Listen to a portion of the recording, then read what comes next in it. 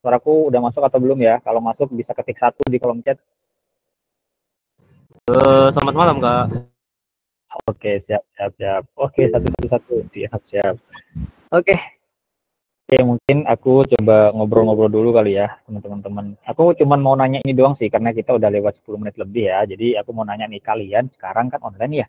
Nah, oh ya sebelumnya aku kenalan dulu. Aku Fajar sesuai yang ada di nama Google Meet ya. Udah satu-satunya udah guys. Nah itu aku yang bakal jadi MC nemenin Mas Niko di event malam ini kayak gitu. Nah tapi aku pengen tahu dulu nih, kalian sekarang lagi pada ada di daerah mana aja? Nah boleh dong absen daerahnya masing-masing dulu ya. Jogja, Mas. Jogja. Oke siap, sama nih aku juga.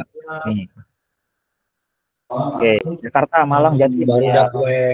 Udah kasih SBY, Purwakarta, Bandung, Klaten, Jatim, Semarang, Depok. Wah, keren. Oke. Banjarmasin.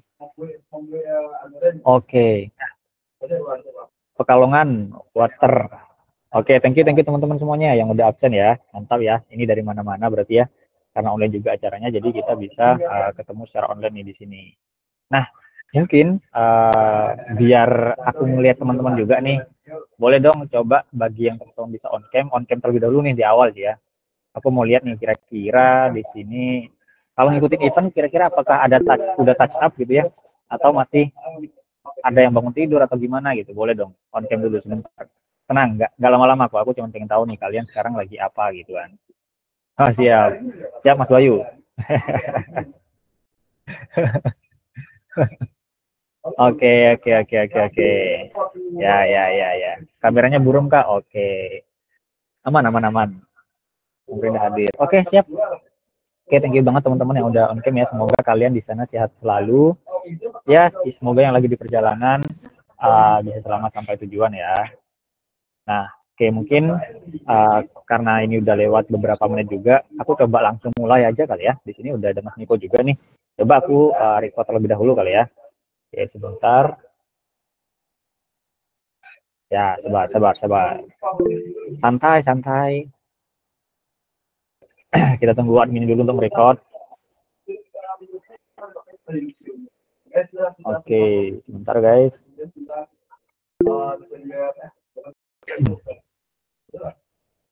Nah, sambil nungguin recordingnya ya. Jadi di sini nanti teman-teman bakal dapat recordingnya juga ya. Tapi ya ada effortnya gitu ya. Admin datang lah. Dipanggil pakai emot api nggak tuh? Oke, ini masih muter-muter dulu guys ya. Nah, di sini kalian ada yang baru, ada yang suka nge-game nggak? Game apa yang pernah kalian mainin? Ada yang Mobile Legends? Ada nggak nih? Ada nggak yang suka nge-game di warnet? PUBG PC Mas, siap. Bodycam, AOK, oke. FM, Hunter, FM favoritku Devil May Cry. Ada Mas. Oke, siap Pak Hafiz. ML ya, oke. Oh iya, ini udah Resident Evil, Tekken, oke, mantap, keren. Di sini udah banyak banget ya yang suka game ya. Semoga nanti teman-teman bisa mengubah hobi kalian menjadi rezeki gitu, seperti yang udah ada di event kali ini. Oke, karena ini udah kita record ya teman-teman. Jadi tenang aja bagi teman-teman yang kelewatan atau mau ngulang itu tuh bisa banget buat apa sih namanya ya, nonton ulang gitu ya. Oke, jadi aku buka secara resmi terlebih dahulu.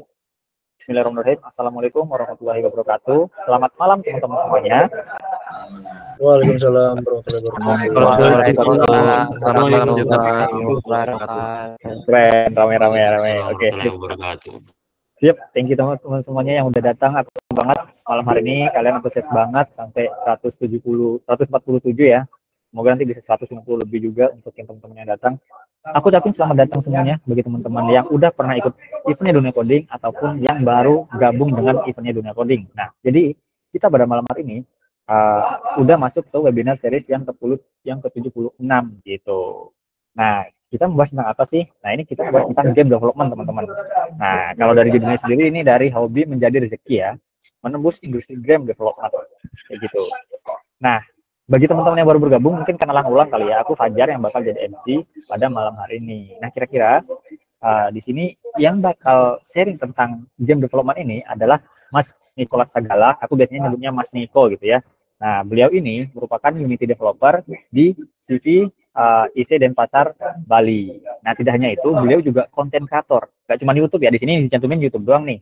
Ada Instagramnya, ada TikToknya juga gitu ya. Nah, tapi kita yang highlight di sini YouTube konten kreator dengan subscriber, wah keren banget ya. Subscribernya udah mencapai 194.000.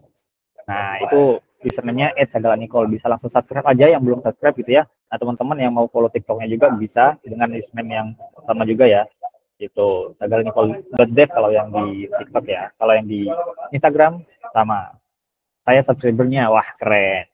Oke, di sini udah di tengah-tengah kita juga ya, Mas Niko. Bisa on cam kali terlebih dahulu ya, disapa-sapa dulu teman-temannya kali ya. Halo kawan-kawan. Ya, masuk ya. Halo, Halo.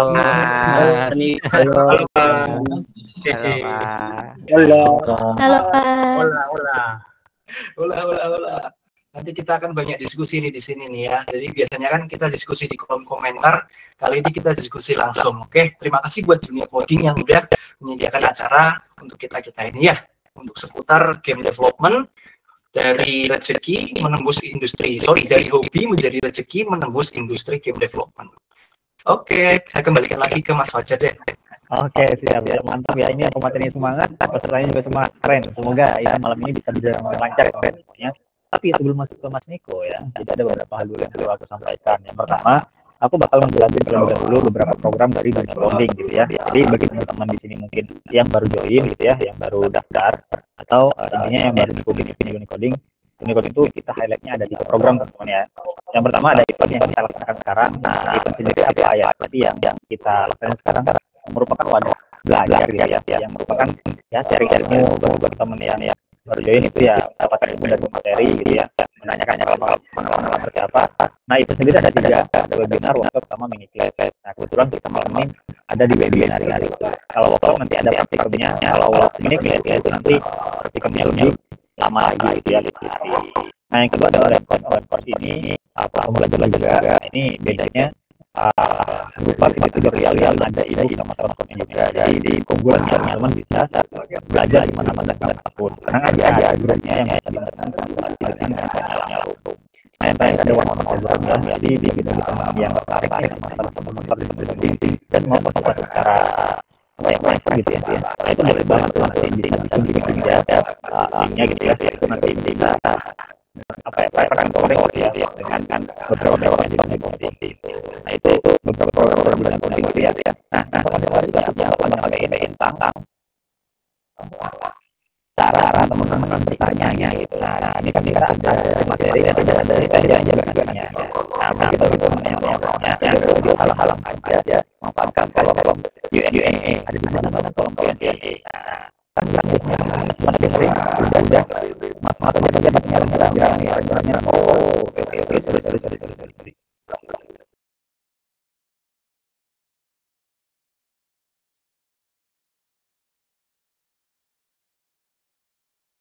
Apakah masih nabrak Kak atau guys? Udah aman, Mas. Aman. Oke. Aman Mas, aman. Sorry, misalkan emang nabrak nanti bisa ngobrol lagi ya. Sorry banget di sini aku lagi di cafe soalnya ya, tapi harusnya bisa kondusif sedikit lah ya. Oke. Nah, jadi cara untuk teman-teman nanya itu tuh bisa memanfaatkan kolom Q&A yang ada di sebelahnya kolom chat gitu. Nah, kolom Q&A di mana? Itu kan ada segitiga kotak lingkaran tuh, guys. Nah, itu diklik aja, teman-teman bisa, itu kan ada tanya jawab ya, atau Q&A yang bagi bahasa Inggris, itu diklik aja, nanti kalian bisa ajukan pertanyaan di situ. Nah, cara yang kedua, kalian nanti bisa raise pada saat sesi tanya jawab gitu. Jadi ada kesempatan untuk ngobrol langsung dengan Mas Niko. Nah, itu ya, untuk cara mendapatkan, cara untuk tanya jawab. Nah, terus informasi yang kedua, aku bakal nyampein perihal cara dapetin door prize seperti apa gitu ya. Jadi cara dapetin door prize-nya itu, kalian bisa aktif pada saat sesi tanya jawab dan pada saat sesi Q&A gitu ya, dan kalian bisa buat Instagram story, simple banget ya, buat Instagram story, ramein tentang event malam ini gitu ya, itu bisa di tag Instagramnya Dunia Coding yaitu @duniacoding.academy, ingat ya yang ada .academy-nya. Nah, terus tag juga Instagramnya Mas Niko yaitu @sagalanicol gitu. Nah, jadi bagi teman-teman nanti yang terpilih itu bakal dapetin door prize-nya. Itu udah di-share juga ya sama admin di kolom chat kayak gitu. Nah, mungkin itu aja ya informasi yang bakal aku sampaikan di awal.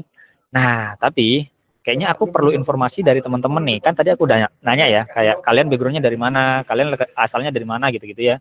Nah, ini ada pertanyaan-pertanyaan yang lebih spesifik yang pengen aku tanyain ke kalian nih sebelum masuk ke materinya. Nah, aku minta tolong teman-teman bisa jawab beberapa polling ya atau voting lah ya, beberapa polling yang udah disediakan oleh tim dunia coding gitu ya. Jadi bisa bentar aku coba luncurkan terlebih dahulu guys.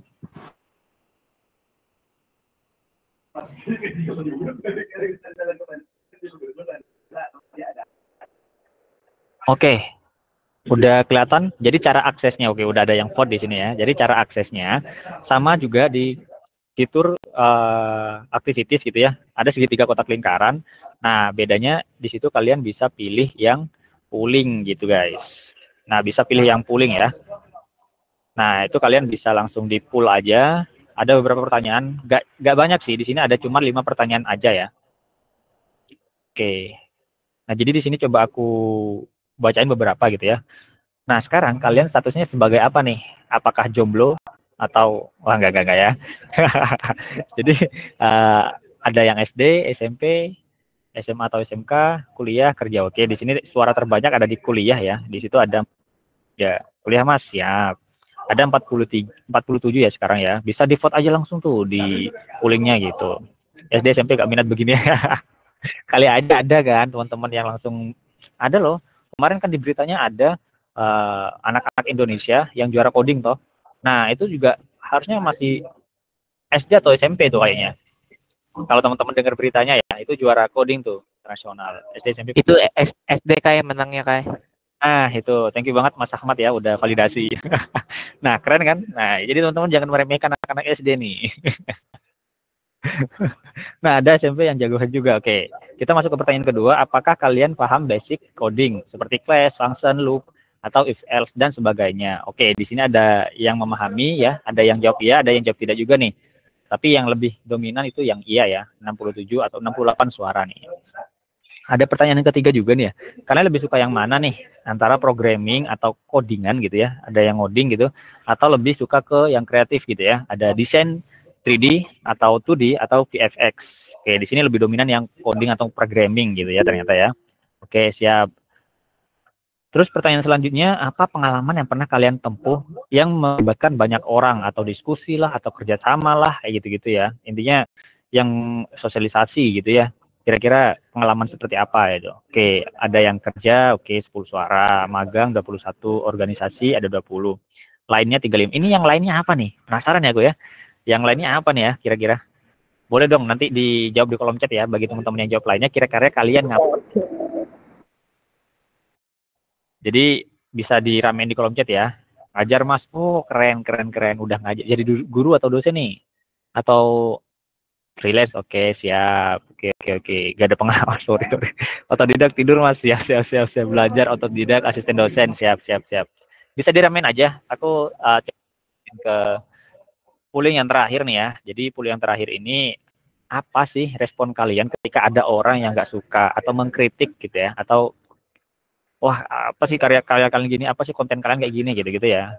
Nah, kira-kira kalian bakal bersikap seperti apa nih? Apakah bodoh amat atau langsung overthinking terus gak percaya diri atau ya langsung putus asa gitu ya. Kira-kira apa gitu ya? Bodoh amat Mas, siap.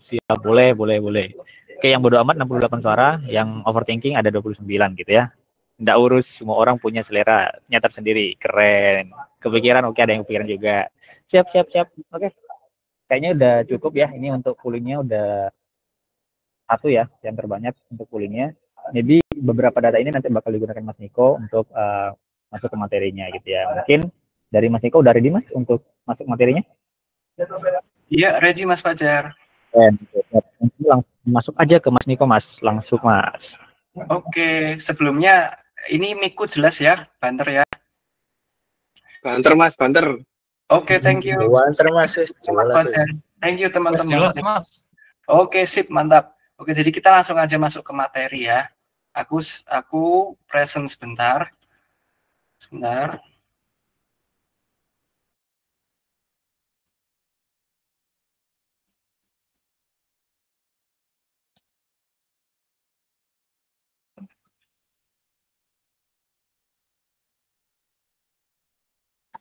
Ya, masuk ya.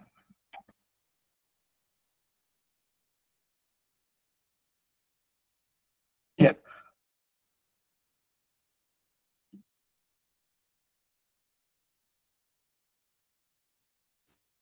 Oke, udah masuk ya?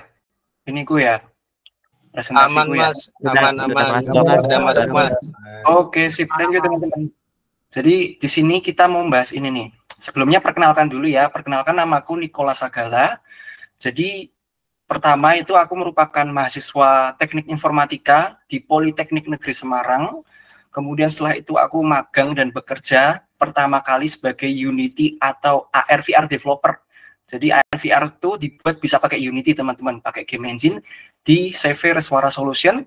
Kemudian sekarang aku bekerja di perusahaan selanjutnya adalah di Idea Komindo, CV IC Bali, Idea Komindo Bali sebagai Unity Software Developer. Kemudian aku juga banyak ngajar anak-anak, terutama tentang Unity. Kemudian aku juga kreator dari tagline dari tag Sagala Nicole ya, nickname Sagala Nicole. Jadi di sini aku memperkenalkan diriku lebih tepatnya sebagai Unity developer seperti itu. Kemudian selanjutnya di sini aku ingin lebih tepatnya itu berbicara kepada kalian nih yang kuliah IT atau yang kuliah game atau yang kuliah multimedia atau kalian yang kuliah tapi pengen mengerti tentang game development. Kemudian juga kepada kalian ini yang anak SMA atau anak SMK RPL atau anak multimedia atau anak game development nih yang mau nih sama game development, IT, coding, multimedia dan sejenisnya. Nah, jadi di sini aku juga ingin berbicara kepada kalian nih, terutama yang sebentar lagi mau ngelamar kerja, yang penasaran gimana sih cara kita mempersiapkan diri kita, mempersiapkan portofolio untuk ngelamar kerja nanti sebagai game developer atau Unity developer atau software developer atau developer apapun itu. Terutama di dalam, ya kalian tahu sendiri ya sekarang beritanya gimana ya, yang berita 10 juta pengangguran. Nah, di dalam kondisi itu gimana nih cara kita bersaing dan mempersiapkan diri kita untuk melamar pekerjaan nanti. Oke, selanjutnya, oke, langsung ke poinnya aja. Pertama, kalian tentu dong kalau ingin menjadi seorang developer, terutama di sini kita mau ngomongin game developer ya, kalian harus memiliki beberapa skill set berikut. Nah, kadang-kadang sebelumnya gini, banyak orang yang penasaran, bikin game itu harus bisa matematika nggak sih? Bikin game itu harus bisa fisika nggak sih? Bikin game itu harus bisa ini, itu. Nah, itu jangan kalian pikirkan dulu. Yang penting kalian coba pertama adalah Unity atau Unreal. Itu dulu yang kalian coba ya. Di sini ada poin Unity atau Unreal. Nah, di Unity atau Unreal ini, oke, coba aku present Unity. Nah, ini masuk ya Unity-ku ya. Gambar Unity-ku masuk ya. Masuk, Mas. Oke. Sudah, Nah, Mas. dari skill set yang pertama, at least kalian harus tahu dulu game engine yang mau dipakai. Contoh Unity. Nah, dari Unity ini nih teman-teman, kalian harus tahu kayak basic-basicnya dulu lah. Contoh kayak komponen-komponen apa aja yang ada di Unity. Contoh nih ya, kalau semisal di sini aku punya sebuah bola nih ya. Aku punya bola kan ya di sini ya. Nah, bola ini nih teman-teman, kalau semisal kalian bisa lihat di sini ada dua layar. Jadi yang layar kiri ini adalah layar proyek kalian, yang layar kanan itu kayak layar jadinya gitu, kayak game jadinya. Jadi let's say di sini, ini aku punya bola. Nah, bola ini kalau aku play gamenya dia nggak akan terjadi apa-apa. Tapi kalau semisal nih aku mengenal Unity dan di sini aku kasih komponen, oh ternyata Unity itu punya komponen untuk gravitasi loh atau untuk bikin sesuatu itu bisa jatuh. Namanya adalah rigid body. Jadi kalau semisal aku tambahin rigid body kayak gini, ya kan ini ada komponen rigid body ya di sini ya. Kalau semisal aku play sekarang, maka bolanya pun bisa terjatuh. Nah, seperti itu. Jadi yang aku maksud dengan komponen-komponen itu cukup tahu basic-basicnya dari game engine itu seperti apa gitu. Oke? Kembali lagi ke tadi. Nah, selanjutnya tahu tentang flowchart. Nah, di sini pasti anak-anak yang IT paham flowchart itu apa. Tahu tentang C# atau C++, karena ini bahasa yang digunakan untuk game development nanti. C Pager, C# atau C++. Nah, di sini kuncinya adalah selain kalian tahu basicnya game engine yang kalian pakai Unity atau kalian juga at least harus tahu flowchart lah atau logika atau state machine. Jadi kayak gini nih gambarannya nih. Ya. Cube ini teman-teman punya yang namanya flowchart nih. Nah, ini contoh flowchart tuh kayak gini. Jadi, kalau semisal kita play, di sini cube-nya masih di flowchart yang pertama nih. Sorry ya, sebentar ya. Ini aku hapus sebentar gravitasinya biar spirnya nggak jatuh. Nah, contohnya kayak gini nih teman-teman. Paham flowchart tuh gimana Bang? Paham flowchart adalah, contoh nih cube. Kalian lihat cube-nya. Cube ini punya flowchart yang punya state wait input, falling, kemudian destroy. Oh, sorry. Salah. Nah, ini flowchart yang betul. Cube ini punya flowchart rotating on y-axis, and then up and down, and then left and right. Jadi, flowchartnya cube ini, dia lagi ada di state mana? Lagi ada di state ini, rotating on y-axis. Nah, di rotating on y-axis nih, cube-nya lagi ngapa tuh? Ya, di rotating on y-axis, cube-nya tuh lagi rotate. Nih, dia lagi rotate dengan kecepatan 100. Kalau semisal melambat, kelihatan ya. Kalau semisal nih, kecepatannya aku naikkan jadi 1000. Nah, dia rotasinya semakin cepat. Nah, ini logik biasa, teman-teman. Logik biasa yang akan kita gunakan ke depannya nanti semakin kompleks tuh dalam game development. Oke, setelah itu di sini juga ada logik nih. Space ke up and down. Apa ini artinya space up and down? Oh, get key down. Ini artinya ketika key itu keyboard. Jadi ketika keyboard ditekan ke down, ke bawah, keyboard apa yang ditekan teman-teman? Space itu spasi. Maka dia akan masuk ke event up and down. Nah, jadi di flowchart itu juga ada event. Jadi gini, di flowchart itu basicnya ada state. State itu ini, rotating on y-axis, up and down y-axis, ini state. Event itu transisinya teman-teman. Nih, kayak garis-garisnya ini namanya event di flowchart. Jadi kalau semisal di sini teman-teman ada get key down, artinya ketika kita press keyboard kita, spasi, maka dia akan ke event up and down. Nah, event up and down ini ngarahnya kemana? Oh, ke sini. Jadi coba ya kita pencet spasi. Nah, betul kan? Dia ke sini kan? Nah, di event up and down ini dia ngapain nih? Oh, dia naik turun. Dia twin position. Twin itu artinya ya dia menganimasikan posisi. Apa yang mau dianimasikan? Posisi Y. Kalau kalian tahu, di dunia 3D, terutama di Unity ya, Y itu berbicara mengenai ketinggian. Nah, ini kan Y itu warna hijau nih teman-teman.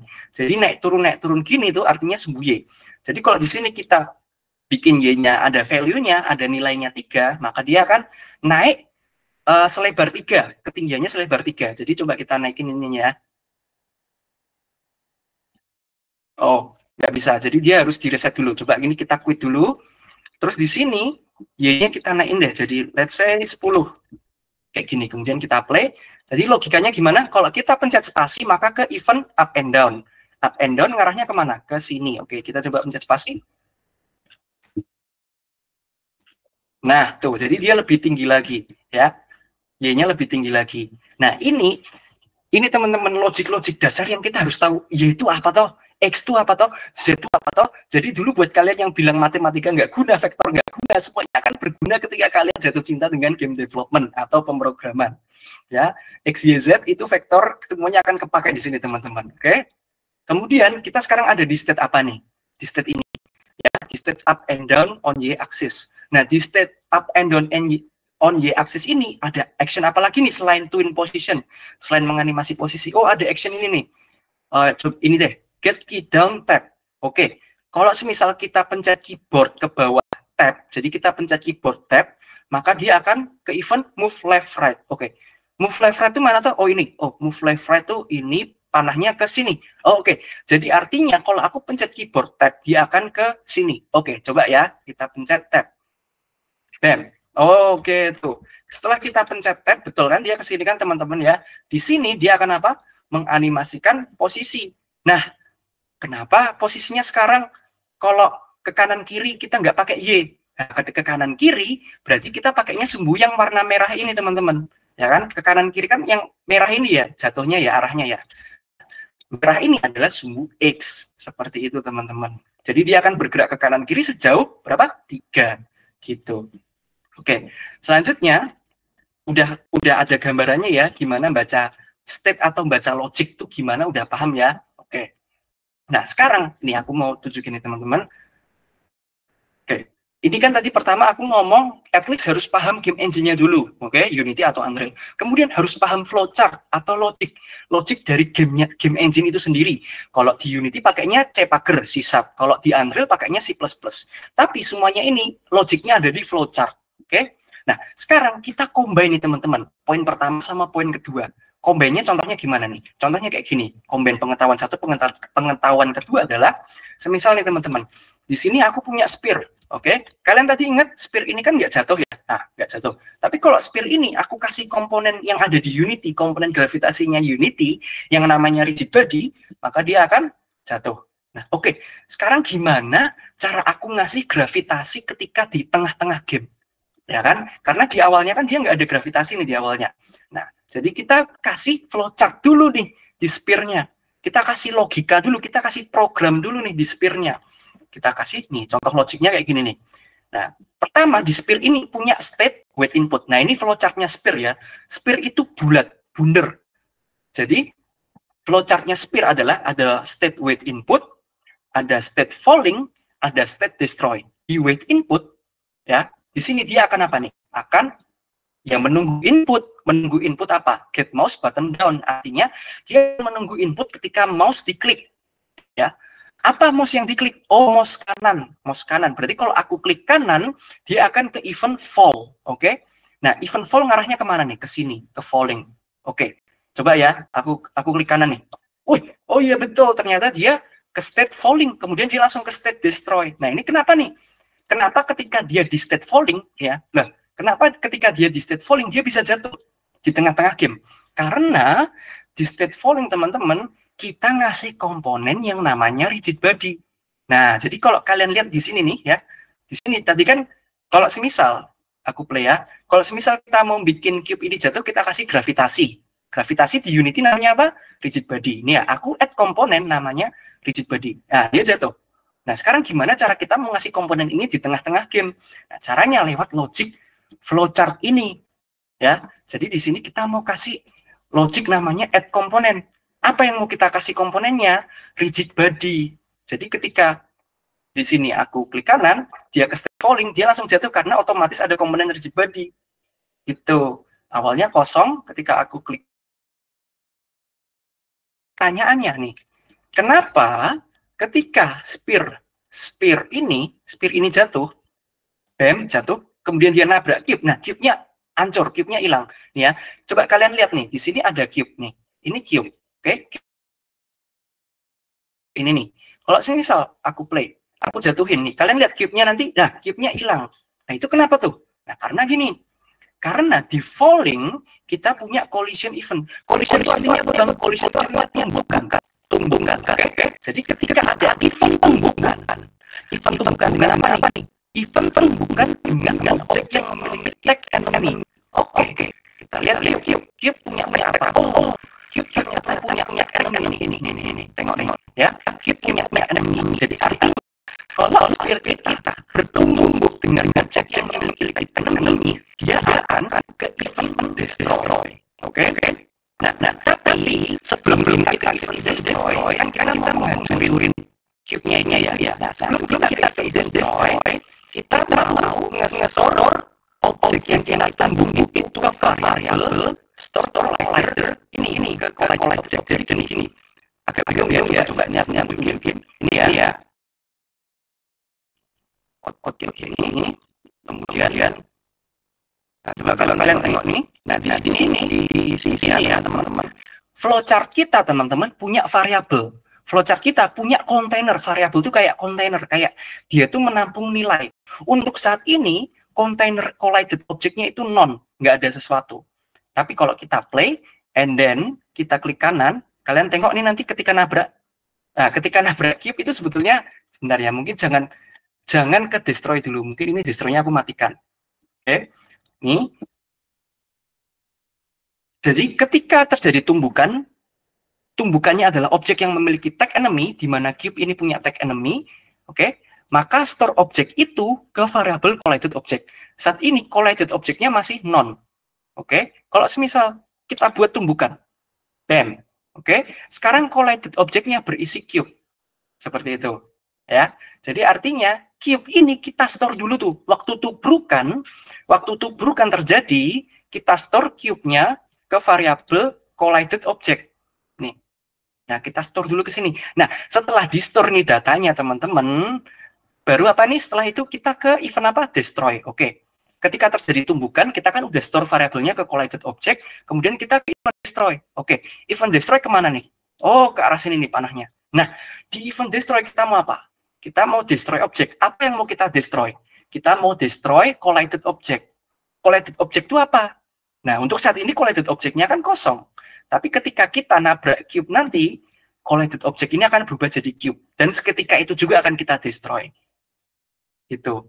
Nah, paham ya? Mungkin terlalu cepat, jadi mungkin ini aku kasih delay deh. Delaynya 1 detik ya. Coba aku play. Oke, tabrak, bam. Nah, itu ada cube isinya, kemudian dia destroy. Sehingga cube-nya langsung missing. Oke, jadi intinya yang ingin aku sampaikan di sini adalah, kalau kamu mau belajar game development, atau apapun itulah, intinya tuh ini, kalian pahami dulu, apa game engine-nya itu seperti apa gitu. Contoh kayak di Unity, ada komponen apa aja sih? Oh, ada rigid body. Ada komponen apa lagi nih? Banyak banget nih di Unity, komponen-komponennya.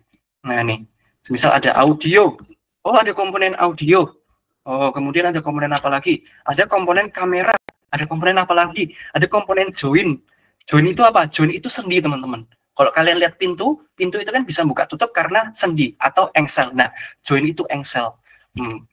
Macam-macam komponennya. Jadi kalian pahami dulu basic dari game engine itu. Ketika kalian pahami basic dari game engine, kalian pahami flowchart dari game engine itu. Lebih tepatnya kalian pahami codingannya. Kalau Unity pakai C#, kalau Unreal pakai C++. Tapi semua itu dinaungi dari basic flowchart. Ya, coding itu pasti basicnya kan flowchart gitu. Jadi kalian pahami dulu flowchart-flowchartnya tuh gimana toh? Cara baca flowchartnya gimana tuh? Di game ini. Kalau di Unreal dia flowchart-nya namanya blueprint. Kalau di Unity ada playmaker, ada bold. Oke? Setelah itu baru kita combine deh gitu kan. Kita combine nih skill kita yang ini sama skill kita yang ini. Nah, maka jadilah contoh tadi ya. Nah, sekarang apa nih yang ketiga? Yang ketiga adalah kita juga harus bisa 3 dimensi, 2 dimensi, atau video. Nah, ini maksudnya apa? Maksudnya gini, teman-teman. Ada contoh di mana kita nanti akan menggunakan skill artistik, ya, atau skill design, atau skill, ya, keindah-indahan, gitulah. Contohnya adalah ketika kita bermain visual effect, ya kan? Nah, aku tunjukin langsung aja deh. Jadi di sini sebentar. Nah, di sini. Oke. Nah, di sini aku gedein. Oke. Nah, di game itu pasti ada yang namanya visual effect nih. Kayak gini nih, kayak ada api, ada smoke gitu kan. Nah, gedein lagi ya. Nah, itu. Ada apa lagi? Oh, ada cahaya, kemudian ada elektrik gitu kan. Ada ledakan, ada konfeti, kemudian ada kayak spell kayak gini nih, namanya visual effect. Atau di Unity kita sebutnya sebagai particle system. Nah, tuh. Nah, ada efek kayak tembak-tembakan, kan ada efek. Nah, itu kayak ada efek bom, ledakan, ada efek beam, kemudian laser beam gitu. Nah, jadi visual effect ini, teman-teman, itu tuh kalau kalian paham 3 dimensi, kalian paham tentang 3D modeling, kalian paham Blender lah, sesimpel itu. Kalian bisa mainin Photoshop atau Adobe Illustrator lah. Kalian bisa ngedit video di Premiere Pro lah. Kalian pasti akan mudah memahami semua artistik yang ada di game development ini. Visual effect kayak gini nih. Gimana nih supaya game kita cantik nih. Nah, ini kan tampilan game kita nanti bisa cantik. Nah, ini gunanya kayak gimana nih? Contoh ini gini ya. Kita kembali lagi ke contoh yang tadi, ke yang awal. Nih. Oke. Nah, ini. Nah, di sini aku punya Basoka nih, teman-teman. Nah, aku punya RPG, aku punya Basoka. Oke? Oke. Di sini di Basoka ini, kalau kita play nih, nah oke, dia punya garis kayak gini. Ini adalah garis peluru Basoka itu akan berjalan. Oke. Nah, sekarang kita combine ini ya, teman-teman ya. Kita combine ketiga skill set ini jadi satu. Ya, jadinya kayak gimana? Jadinya kayak gini. Ketika aku select Basokanya, ini aku select nih ya. Kemudian di sini aku punya logiknya nih. Logik Basokanya namanya bullet shooter. Ini logik Basokanya. Oke.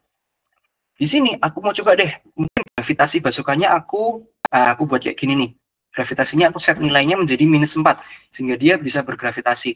Aku mau nembak ini loh, mau nembak target yang ada di sini nih. Oh, kurang jauh ya. Oke. Kalau kurang jauh, maka di sini shoot force-nya aku naikin lagi berarti. Oke, udah pas kah? Oke. Coba ya. Coba kita klik button shoot ini. Jadinya gimana?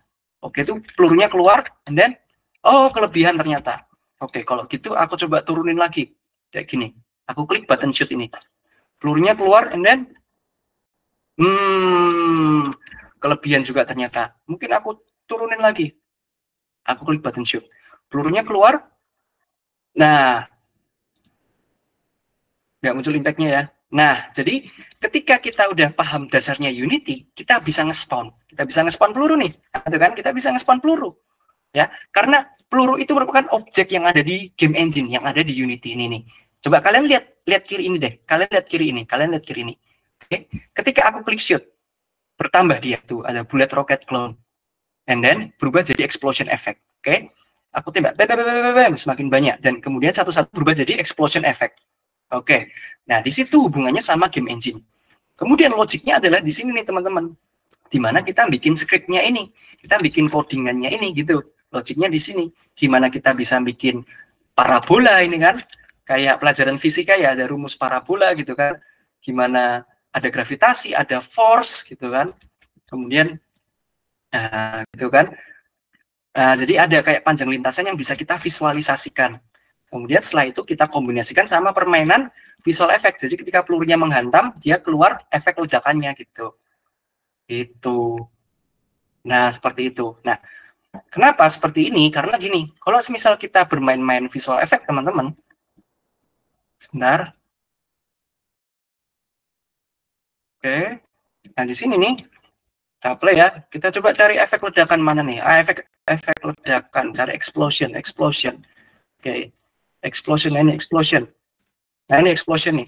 Kalau misal kita tahu tentang video editing, atau kita sering bermain-main Blender, atau kita sering bermain 3D 2 dimensi lah, Photoshop, Adobe Illustrator, dan lain-lain, kita nanti bisa bermain-main juga di Unity. Contohnya nih, kalau semisal ledakan kayak gini, mungkin kita bisa buat durasinya lebih lama. Gimana ya, nggak terlalu jelas ya, mana yang mungkin api aja deh ya. Api aja nih, mungkin lebih kelihatan jelas nih kalau api nih. Mana nih api? Ini fire big. Oke. Mungkin fire-nya kita bisa kasih warna merah nih awalnya. Jadi apinya warna merah. Atau mungkin aku nggak mau deh apinya warna merah, maunya apinya warnanya campuran. Jadi kita buat apinya ada yang warna merah, apinya juga ada yang warna biru misalnya kayak gini. Nah, kemudian kita juga bisa bermain-main lagi. Bermain-main dengan apa? Gravitasi mungkin. Jadi gravitasinya tuh apinya bisa kayak turun gitu ya. Apinya bisa kayak ambruk. Nah, kemudian kita mau bermain-main mungkin dengan simulation speed. Jadi aku naikkan simulasinya, nah, apinya bisa lebih cepat. Udah kayak api kompor gitu kan, kalau cepat kayak gini. Nah, kemudian mungkin size-nya deh, size-nya aku gedein agak random. Nah, apinya jadi beda lagi bentuknya gitu loh. Jadi seperti ini teman-teman. Kemudian masih banyak lagi di sini yang bisa kalian main-mainkan. Ini properti-properti yang bisa kalian main-mainkan itu masih banyak lagi. Itu sebabnya di sini kembali ke presentasi ya, skill set utamanya adalah pahami game engine-nya, Unity atau Unreal, pahami logic di balik itu, at least bisa baca flowchart dulu, at least paham basic coding dulu, kemudian baru nanti di sini artistik efek 3D 2 dimensi dan lain-lain. Oke, lanjut. Nah, sekarang oke, kita setujui kalian udah paham itu semua. Kalian udah bisa bikin game, tanpa lihat tutorial. Gampangannya kayak gitu ya. Sekarang gimana cara kita bikin portofolio? Kan kita mau kerja. Kita kan mau profesional gitu ya. Caranya gimana? Gampang. Pertama, ini pengalamanku pribadi ya. Mungkin setiap orang dulu. Nah, mini games ini teman-teman contohnya seperti ini. Aku di itch.io itu ada ini game horror nih, aku tunjukin sekalian mungkin. Jadi ini game first person horror kayak gini nih.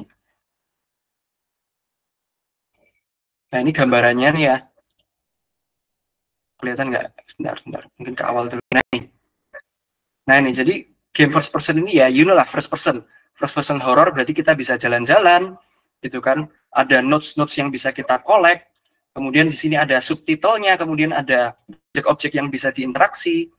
Ini gelap banget ya namanya, karena game horror. Tapi intinya teman-teman, dari game horror yang kalian lihat burik begini, sederhana banget, kemudian kalian tadi masih lihat ada sesuatu yang lucu gitu kan, banyak bug-bugnya gitu kan. Game inilah yang pertama membuat aku keterima kerja sebagai AR VR developer di pekerjaan pertamaku. Jadi artinya game yang kalian buat untuk portofolio itu nggak harus bagus-bagus, nggak harus wah, nggak harus kayak luar biasa, yang penting tuh rapi gitu aja.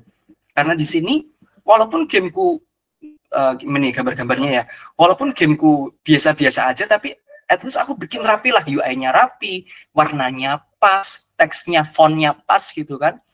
Kemudian ya at least lighting, pencahayanya pas. Disinilah peran dari yang estetik tadi, lighting, pencahayaan, 3D 2 dimensi, visual efeknya tuh dibuat pas gitulah. Nah, padahal ini gamenya sederhana, cuma jalan-jalan aja. Tapi dari game yang sederhana ini, karena dilihatnya tuh cantik, karena komposisinya pas, maka ini yang bisa mendatangkan pekerjaan pertama aku sebagai Unity developer, AR VR developer. Kemudian teman-teman, selanjutnya di pekerjaan keduaku, itu didatangkan karena portofolio ini. Nah, di sini mungkin udah agak advance lagi nih, gitu.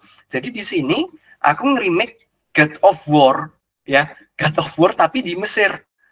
Nah, jadi seiring aku belajar gitu ya di perusahaan pertamaku, aku juga nyoba-nyoba bikin portofolio extended lagi gitu.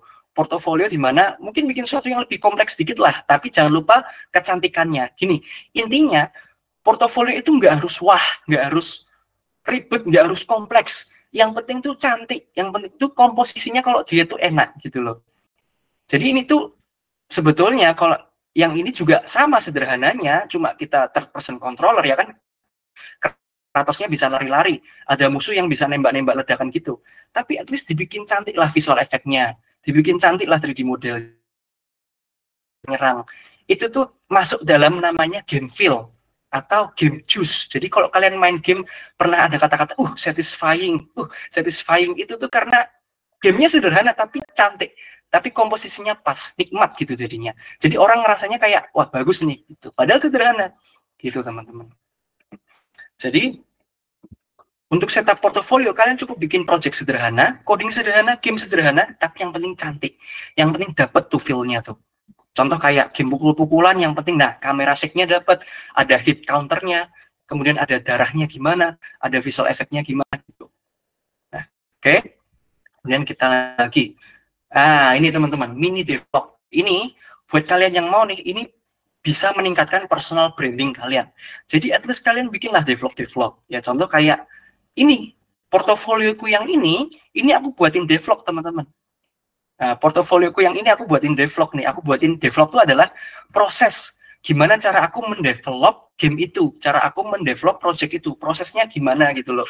Nah, dengan aku bercerita, orang tuh nggak harus pusing-pusing mengetahui pikiran. Jadi gini, ketika kita kerja nanti atau interview kerja, orang yang hire kita, perusahaan tuh harus tahu cara berpikir anak ini gimana sih, logikanya anak ini tuh gimana toh, tutur katanya baik enggak, dia bisa menyampaikan atau mempresentasikan sesuatu enggak. Nah, cara orang itu melihat itu harus interview dulu sama kalian yang lamar kerja. Tapi bisa kalian cut tuh interviewnya dengan cara kalian bikin devlog, kalian bikin konten, kalian bikin YouTube, kalian bikin tutorial apapun itu. Contoh di video ini aku jelasin gimana cara aku bikin God of War remake ini. Nah, ini kan aku tunjukin nih. Nah, ini agak nge-lag jaringanku. Nah, mulai dari prototipenya gimana nih kan, waktu masih lantainya kotak-kotak, aku jelasin behavior state-nya gimana, aku tunjukin waktu pertama kali bosnya dibuat gimana, gitu. Nah, aku tunjukin AI-nya waktu itu kerjanya gimana, kayak gitu. Jadi dengan melihat hal ini tuh, orang yang yakinkan gitu loh. Seperti itu, tujuannya adalah seperti itu. Nah, selanjutnya teman-teman, bikin tutorial. Kenapa harus tutorial gitu kan? Karena teman-teman, pengalamanku pribadi juga dengan tutorial itu yang meyakinkan aku keterima di pekerjaan pertamaku tanpa harus banyak interview. Jadi jalur interview di-cut karena aku udah punya konten yang kuat dan aku di sini bikin tutorial. Sebentar, mana ya tutorial. Nah nih, Aku bikin tutorial simple. Aduh, iklan. Bentar ya.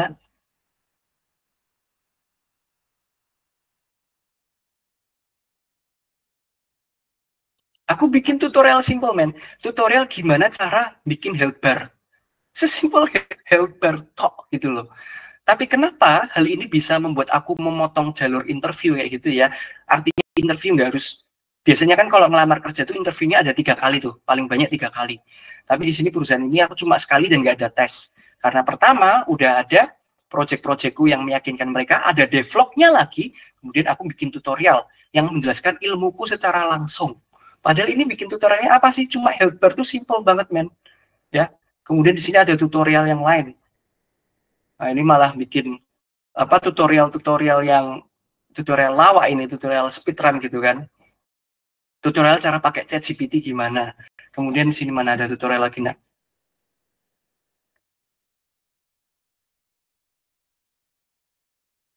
Nah, ini tutorial cara nge-aim itu gimana. Di tutorial ini pun nggak ada, ini aku referring dari CodeMonkey ya, CodeMonkey. Di tutorial ini pun nggak ada codingnya, cuma mainin Unity aja gitu, sesimpel itu. Tapi hal-hal kecil inilah yang membuat perusahaan nanti percaya sama kalian. Intinya itu, kalian harus dipercaya dulu. Gimana cara kalian bisa dipercaya perusahaan yang mau kalian lamar nanti? Kasih bukti nih loh, aku punya konten, aku punya tutorial, aku ngajarin orang-orang.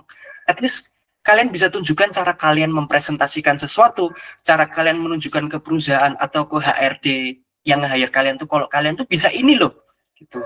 Karena yang dibutuhkan HRD atau perusahaan itu adalah yakin dengan kalian. Oh, oke, orang ini bisa ini, maka aku hire orang ini gitu. Kita kembali lagi ke presentasi ya. Oke. Selanjutnya interview. Karena di sini kan kita kan membahas karir ya. Kita membahas gimana nggak cuma bikin-bikin game atau software developer atau Unity developer gitu kan ya. Nah, pertama, ini penting banget. Yang dicari seorang interviewer perusahaan kalian nanti, yang kalian lamar, atau HRD yang interview kalian nanti, adalah 3 hal ini. Yang selama ini aku rasakan dari magang, kerja pertama sama kerja kedua. Memang belum banyak pengalamanku, teman-teman, tapi setidaknya aku bisa berbagi dengan kalian yang masih kuliah, yang masih SMA, gitu ya, atau yang SMK. Pertama, kalian at least harus punya pengalaman collab. Pengalaman collab itu apa? Berorganisasi. Jadi gini, teman-teman. Di perusahaan nanti, akan ada banyak orang atau banyak tim.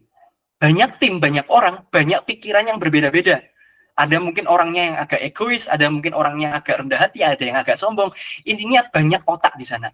Nah, dengan kalian punya pengalaman collab, berorganisasi, mungkin pengalaman organisasi itu bisa di kampus, bisa di sekolah, bisa juga di masyarakat ya.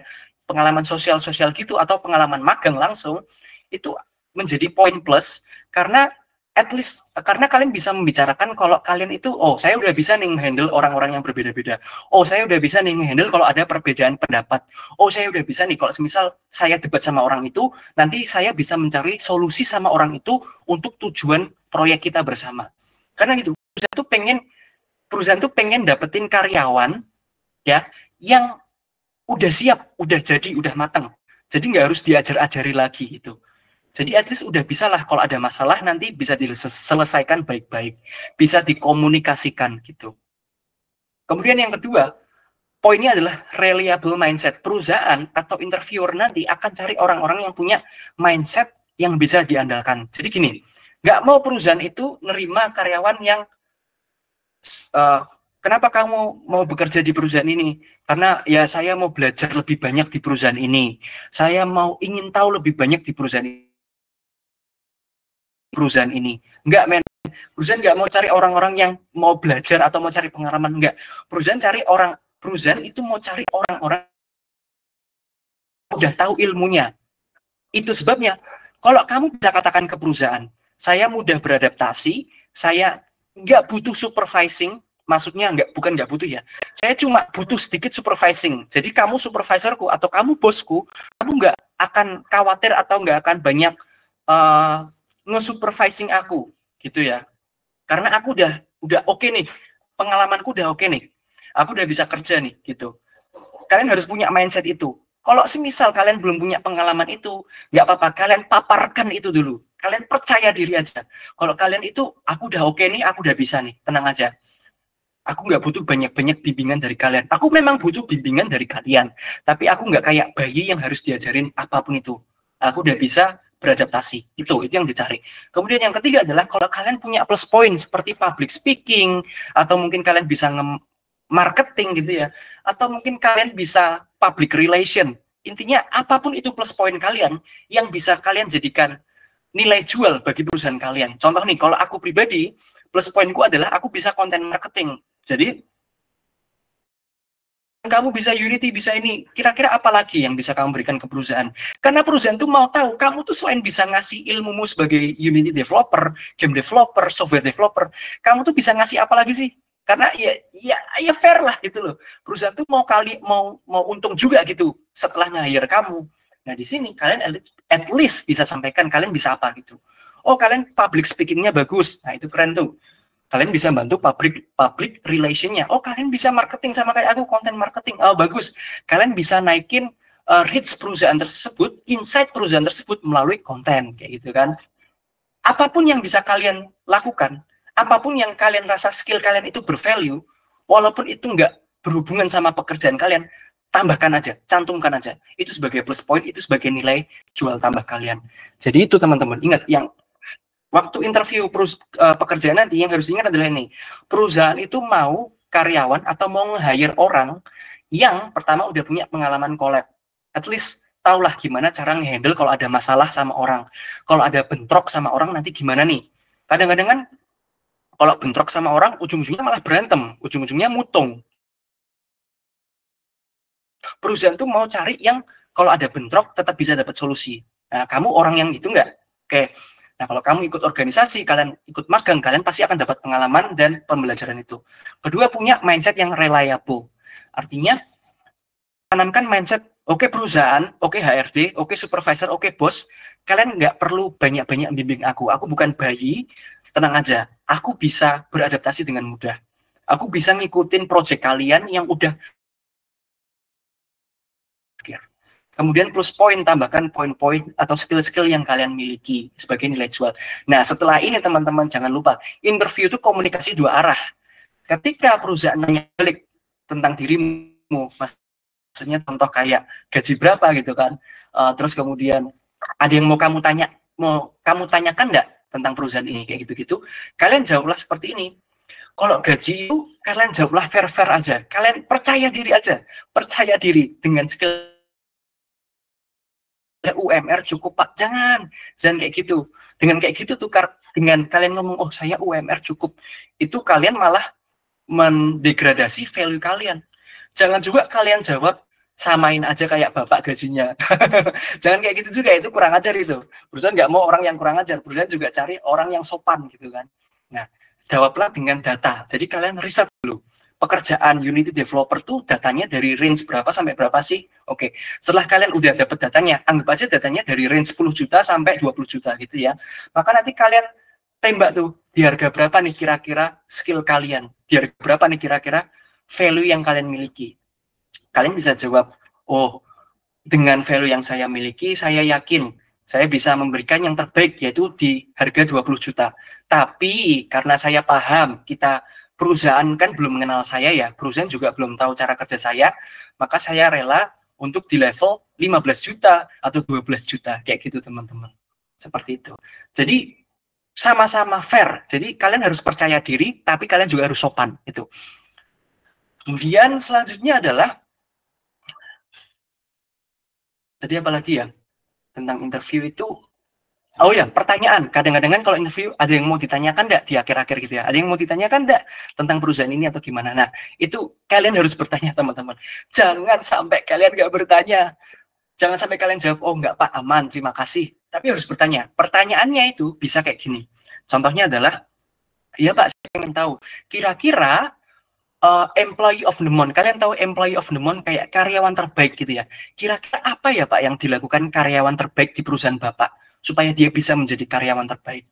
Nah, dengan kalian bertanya seperti itu memberikan gambaran ke perusahaan kalau kalian itu mau menjadi perusahaan yang baik, kalau kalian itu mau menjadi karyawan yang baik bagi perusahaan tersebut, gitu loh. Ya, jadi kalian bertanya sesuatu yang nanti perusahaan tuh bisa ngelihat, oh ini bagus nih, ini mau jadi karyawan yang serius gitu. Itu salah satu contoh pertanyaannya. Oh, kira-kira ada nggak Pak moto atau budaya seperti apa ya, culture seperti apa yang dimiliki perusahaan Bapak?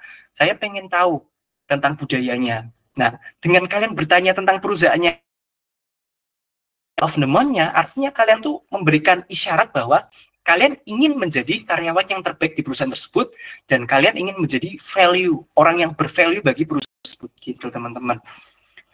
Itu singkatnya. Setelah itu jangan lupa kalau kalian punya value, kalian punya skill, kalian punya sesuatu yang bisa membantu banyak orang atau memecahkan masalah banyak orang, kalian harus reach out. Dengan apa? Kalian bikin konten, devlog konten. Kalian tahu devlog yang barusan tadi aku jelaskan. Contoh waktu aku bikin God of War tadi, aku devlogkan tuh. Aku bikin vlog tentang development mengenai gimana God of War remake itu dibuat dari awalnya gimana. Bikin konten, nggak apa-apa, nggak harus banyak view-nya. Yang penting kalian punya, nggak harus di YouTube dan TikTok juga. Yang penting kayak di Google Drive pun nggak apa-apa, di LinkedIn pun nggak apa-apa. Yang penting tuh kalian punya video yang bisa kalian paparkan nanti gitu. Kalian punya konten yang bisa kalian paparkan nanti. Kemudian selanjutnya mungkin kalian bikin konten seputar info. Ya kalau buat kalian yang tahu aku kan sering bahas info mengenai berita seputar game dev atau mekanik seputar game dev gitu ya. Gimana Microsoft Flight Simulator itu dibuat, gimana AI dibuat dalam game, gimana PUBG itu dibuat, intinya kayak gitu-gitu. Itu info edukasi. Itu kalian bikin konten nggak apa-apa tuh. Karena kalian perlu nge-reach out orang. Di luar sana tuh banyak orang yang butuh bantuan kalian, men. Jadi skill yang kalian punya, sekecil apapun itu, jangan malu-malu. Itu harus dikeluarkan. Itu harus dijadikan berkat, harus dijadikan dampak yang bagi banyak orang. Di luar sana banyak orang yang membutuhkan kalian. Selanjutnya, ya bikinlah tutorial gitu kan. Ini yang eksak. Jadi kalian bikinlah tutorial. Dulu juga pengalaman di kuliah tuh aku bahasanya joki ya, kayak ngajarin gitu joki ya. Jadi dulu teman-temanku tuh banyak yang jengkel sama Unity. Jadi ketika ada pelajaran pemrograman game itu ya ampun, udah kayak jengkelnya setengah mati tuh. Nah disitulah aku mulai ngajar-ngajar temenku gimana cara pakai Unity, gimana cara belajar Unity yang nggak jengkelin gitu loh, yang nggak bikin pusing. Nah jadi kayak gitu teman-teman. Nah ngomong-ngomong seputar belajar Unity, belajar bikin game tuh, aduh. Coba kalian tanya ke teman-teman kalian yang kuliah IT atau kuliah apapun itu. Ketika ada pemrograman game, pasti banyak yang pusing. Banyak yang, aduh kok gini ya, terutama yang ciwi-ciwi. Terutama yang cewek-cewek itu pasti banyak yang pusing. Itu karena apa? Karena mereka nggak tahu rahasianya. Yang cowok-cowok pun banyak yang pusing kok. Banyak yang quit. Karena mereka nggak tahu rahasianya. Jadi gini, mereka langsung belajarnya tuh nge-skip tangga awal gitu. Itu sebabnya banyak orang yang quit game development. Banyak yang malas belajar game development karena mereka langsung nge-skip tangga awal, mereka langsung belajar yang hardcore-nya langsung. Itu sebabnya berat. Nah, untuk itu teman-teman ke kalian. Jadi di sini aku punya course teman-teman. Aku ngajarin ke kalian gimana cara bikin game dengan mudah dan ya ampun bahasa bayi pun bisa paham gitu loh bahasanya. Anak balita pun bisa paham. Nah, aku punya dua tipe. Pertama, betul-betul untuk kalian yang masih bayi bang, gitu ya, yang masih nyusu, yaitu dengan bikin game tanpa coding, gitu ya. Jadi contohnya nih, let's say yang ini ya, hack and slash tanpa coding. Jadi di game di course hack and slash tanpa coding ini, aku ngajarin kalian gimana cara bikin game hack and slash, game kayak Sekiro gitu ya di sini ya, game pukul-pukulan kayak gitu, kayak ya kalau buat kalian yang tahu main Sekiro, Samurai Warrior pasti paham lah hack and slash itu kayak gimana. Dan ini dibuatnya tanpa coding, kayak gitu. Nah, gimana cara bikinnya gitu loh? Tanpa codingnya gimana? Nah, di sini aku juga sertakan aset-aset edukasinya buat kalian. Seperti di sini nih, environment atau karakter 3D-nya itu sendiri. Bentar ya lagi loading ya. Nah ini, aset karakternya tuh gimana, aset environment-nya tuh gimana gitu. Selain itu aku juga menyediakan visual effect-nya. Itu jadi semuanya udah pre-made gitu. Jadi artinya ketika kalian purchase course ini tinggal langsung aja pakai gitu, tinggal langsung aja belajar, nggak usah bingung-bingung. Kadang-kadang kalau kita lihat tutorial di YouTube itu, aduh kok kurang ini ya, kok kurang bahan ini ya, kok kurang resource ini ya. Nah kalau di sini semuanya udah all in one. Dan di sini adalah tanpa coding yang kita gunakan, yaitu visual scripting atau playmaker. Nah, seperti itu. Nah, ini kayak yang aku pakai tadi kan. Nah, gimana cara bikin game tanpa coding gitu kan. Nah, seperti itu.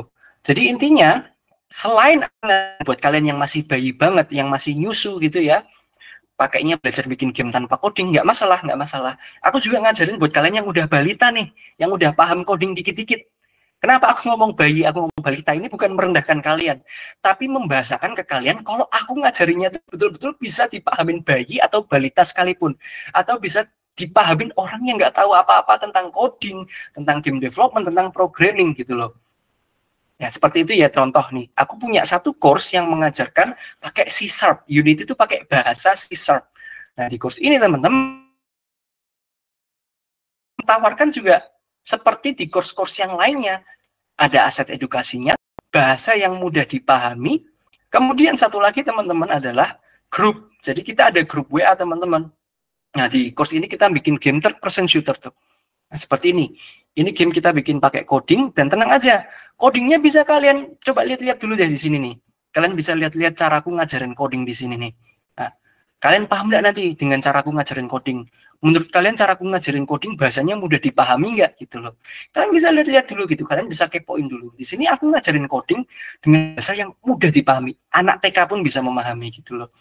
Itu goalku teman-teman. Itu value yang ingin aku bagi ke kalian. Juga seterusnya pasti ada aset edukasinya supaya kalian nggak usah ribet-ribet untuk cari-cari. Enggak. Nah, di sini semua aset edukasinya udah aku sediakan teman-teman buat kalian semua. Partikel efeknya. Nah, kayak gini-gini kan visual efeknya. Jadi kalian tinggal pakai aja gitu gampangannya. Bahkan ada animasinya juga gitu ya. Nah, ada animasi macam-macam. Seperti itu. Nah, ini list-list dari animasi-animasinya. Nah, seperti itu. Jadi kalian intinya tinggal pakai course aja. Dan pastinya teman-teman akan apa? Aduh, kok kesini? Salah, sorry. Akan ada grup WhatsApp-nya juga. Contoh kayak gini nih, di grup WhatsApp. Jadi kadang-kadang anak-anak itu kan bertanya gitu kan. Ini kenapa bang? Ini kenapa bang? Jadi kalian nggak akan ditinggalkan gitu. Kalian akan dibimbing sampai kalian bisa gitu. Bahkan biasanya teman-teman, aku jadwalin nih buat anak-anak yang mau Google Meet sama aku. Biasanya malam-malam, gitu, jam 18 WIB ke atas. Seperti itu teman-teman. Jadi tenang aja, ketika kalian ikut course Sagala Nicole, maka kalian akan dibimbing seutuhnya. Kalian terima enaknya aja udah gitu. Dan tenang aja, di sini nanti aku akan kasih kode vouchernya buat kalian semua teman-teman ya. Jadi karena kalian udah bergabung sama dunia coding nih, udah mau ikut dunia coding, maka nanti kalian akan dapat voucher spesial buat kalian yang ikut dunia coding gitu ya. Oke. Jadi intinya yang mau aku sampaikan itu aja teman-teman. Mana tadi kita kembali ke presentasi ya. Belajar bikin game itu sebentar. Nggak pusing-pusing, nggak susah-susah. Kalau kalian tahu rahasianya. Nah, tahu rahasianya dari mana? Dari course yang tadi aku berikan. Di situ aku ngajarin kalian gimana cara bikin game yang bisa dipahami anak TK dan semuanya komplit, asetnya komplit, animasinya komplit, kemudian pembahasannya mudah dipahami, intinya grupnya pun komplit. Kalian nanti bisa jadwalin Google Meet sama aku kalau ada kendala. Jadi intinya kalian tinggal terima belajar dengan mudah gitu teman-teman. Yang penting jangan malu, kadang-kadang juga ada yang malu tanya. Nah, jangan malu tanya kalau sama aku. Oke. Selanjutnya kita ke sesi Q&A. Aku tarik napas dulu ya teman-teman. Thank you. Aku boleh kembalikan ke Mas Fajar sebagai moderator karena sekarang kita akan ke sesi Q&A. Oke. Ini suaraku udah masuk atau belum guys? Bisa konfirmasi terlebih dahulu kali ya. Sudah masuk, Pak. Ya, Masuk. oke, mantap. Keren banget ya. Udah masuk. Bagi teman-teman yang siap. Bagi teman-teman yang tertarik nih barusan untuk belajar langsung sama Mas Niko, boleh banget tuh di check out ya untuk course-nya. Nah, jadi barusan kan kita sebenarnya mau masuk ke Q&A nih. Nah, tapi sebelum masuk ke Q&A kayaknya aku mau refresh dulu nih. Kalian benar-benar dengerin apa enggak ya kira-kira di event barusan gitu. Jadi aku bakal coba untuk screen terlebih dahulu. Kita ada quiz terlebih dahulu nih guys. Tenang aja, fun quiz kok. Bagi teman-teman yang dengerin pasti bisa jawab sih. Oke. Coba aku share screen terlebih dahulu ya. Wait, aku siapin dulu guys. Ini kita nggak serius-serius banget sih ya untuk kuisnya, jadi bawa fun aja gitu ya. Yang penting kita refresh dulu, supaya nanti teman-teman kalau banyak banget ya yang udah input di kolom Q&A gitu ya. Jadi nanti aku kasih waktu juga untuk Mas Niko ya untuk review dulu guys. Guys, ini lagi loading gitu ya.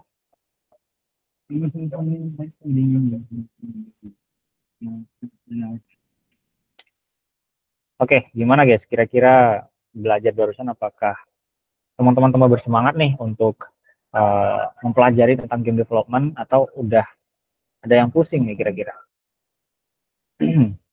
Makin seru kayak. Makin seru, keren, keren, mantap emang Mas Niko nih, jelas banget nih kalau menjelaskan memang. Oke, sebentar. Yang resen bisa tahan resen dulu ya. Nanti teman-teman yang resen aku prioritaskan untuk nanya langsung sama Mas Nikonya gitu ya. Oke, bentar aku share linknya dulu guys. Teman-teman bisa langsung masuk aja ya.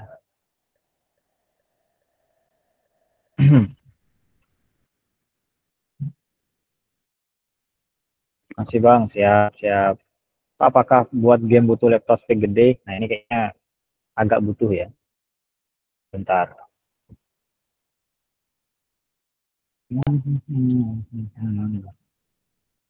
Oke, teman-teman bisa join di situ ya.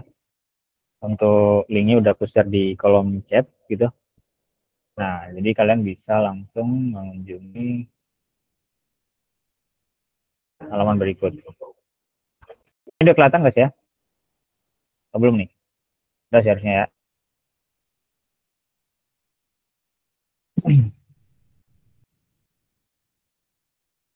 Udah kelihatan belum guys?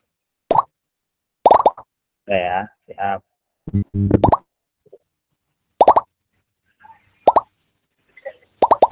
Ya, banyak ya di sini.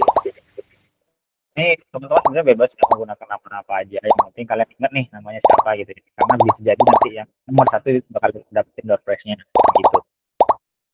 Seperti ya di sini ada 40, nomor 2 keren keren keren keren.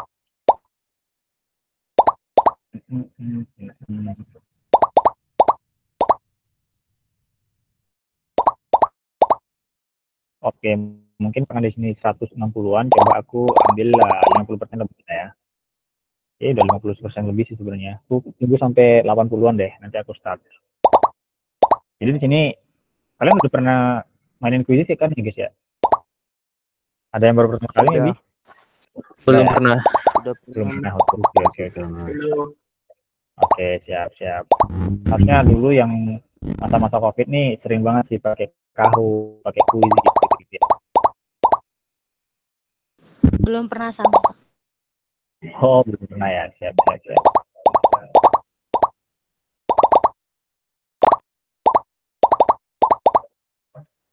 Pertamanya. Oh, siapa yang mau baca pertamanya ke pertama? Oke, ini udah 90-an. Aku tunggu kali ya sampai jam 49 deh. 1 menit lagi. Bagi yang mau join bisa langsung join aja ya.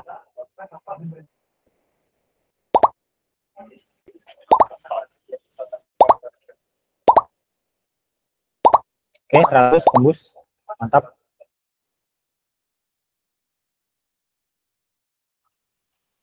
Oke, udah 49 ya. Jadi bagi teman-teman yang mau nyusul silahkan nyusul karena kita biar waktunya juga efisien ya. Jadi aku coba aja nih. Bismillahirrahmanirrahim. Kita start ya guys ya. Oke.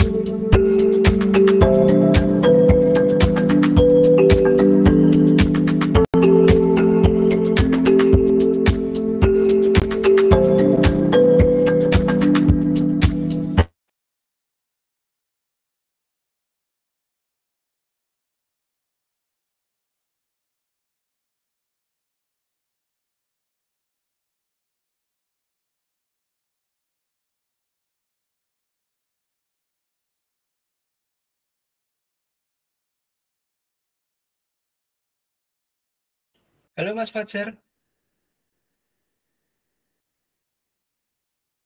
Halo Mas Fajar.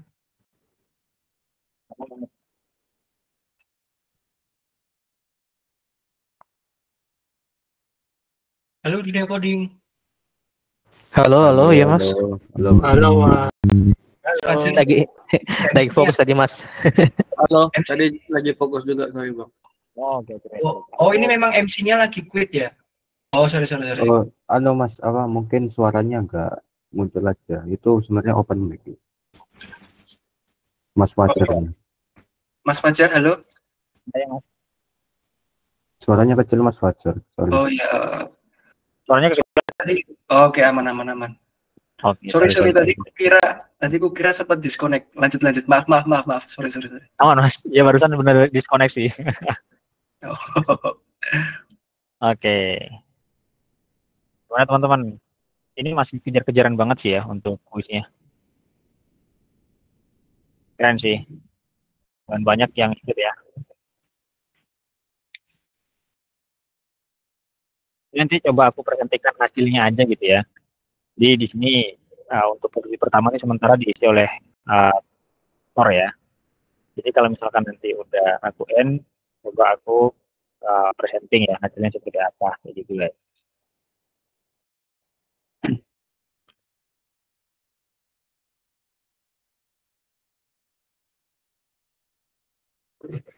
Ini untuk kuis sebenarnya fun aja ya, maksudnya nggak terlalu susah banget. Karena bagi teman-teman yang udah dengerin gitu ya, itu tuh bakal benar-benar bisa jawab ya untuk kuisnya gitu. Karena ini kita fun aja sebenarnya ya.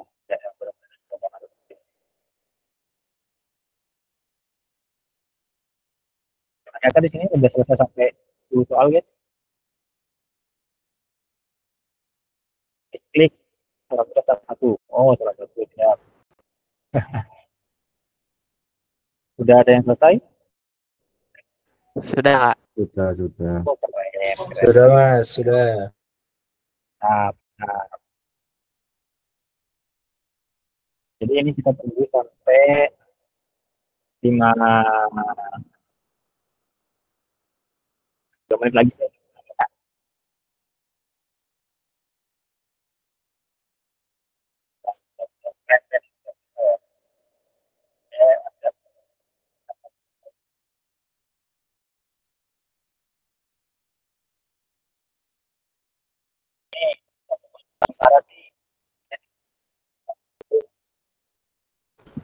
Sorry Mas untuk suara dari Mas Fajar.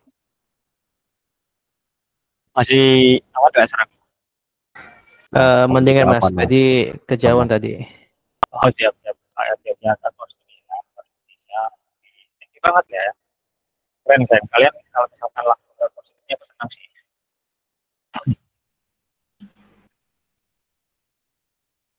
Satu menit lagi ya. Bagi teman-teman yang masih mau jawab, boleh banget langsung jawab.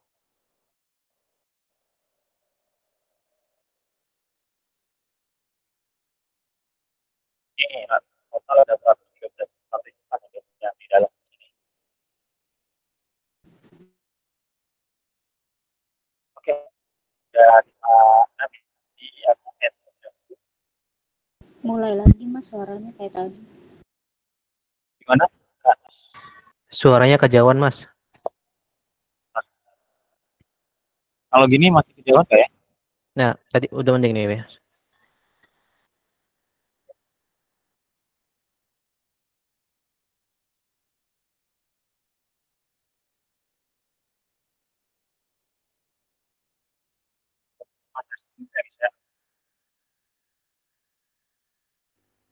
Suara Pian kecil Kak. Masih kecil suaranya.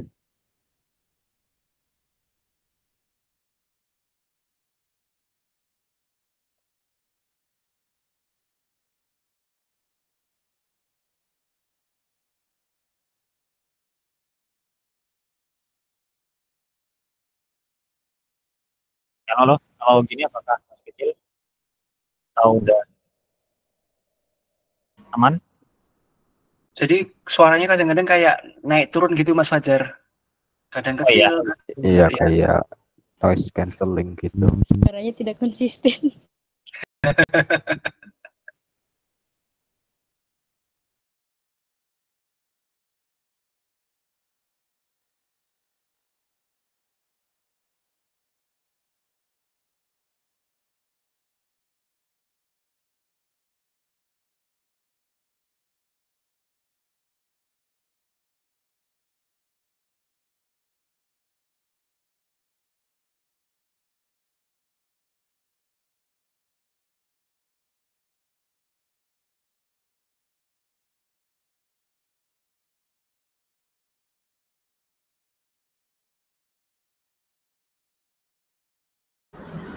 Oke guys, kalau gini saya masuk ya. Oke, jelas nih. Siap, ya. Cukup. Siap. Ya coba aku pakai device yang ini ya. Kameranya pakai di situ lagi. Oke. Jadi mic-nya pakai ini aja. Aku kameranya pakai sini guys ya. Normal kan ya? Normal mas. Aman kak. Aman. Masih normal ya.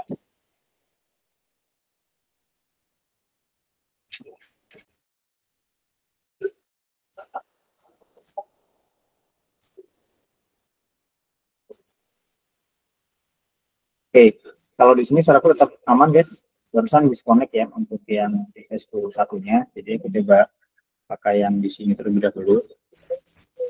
Sorry banget ya guys ya, kendala teknis di luar keinginan kita. Aman Mas Oke, Fajar. aman ya. Abaikan virtual background-nya ya. Santai aja mas. Santai aja mas. estetik Mas. Santai. Belum bang, siap. Oke, maybe coba kita lanjut ke sesi Q&A terlebih dahulu kali ya mas ya. Karena untuk ya ini sesi langsung sesi Q&A aja, nanti untuk siapa yang menang kuis aku umumin di akhir aja gitu ya. Jadi coba kita lanjutkan ke sesi Q&A terlebih dahulu gitu ya. Nah, kira-kira apa nih? Jadi di Q&A kan udah banyak banget ya teman-teman. Ya udah banyak banget, tapi aku bakal direpeskan terlebih dahulu ke teman-teman yang mau resen dan langsung nanya ke Mas Niko gitu. Nah, kira-kira siapa nih yang bakal mau resen dulu? Silakan.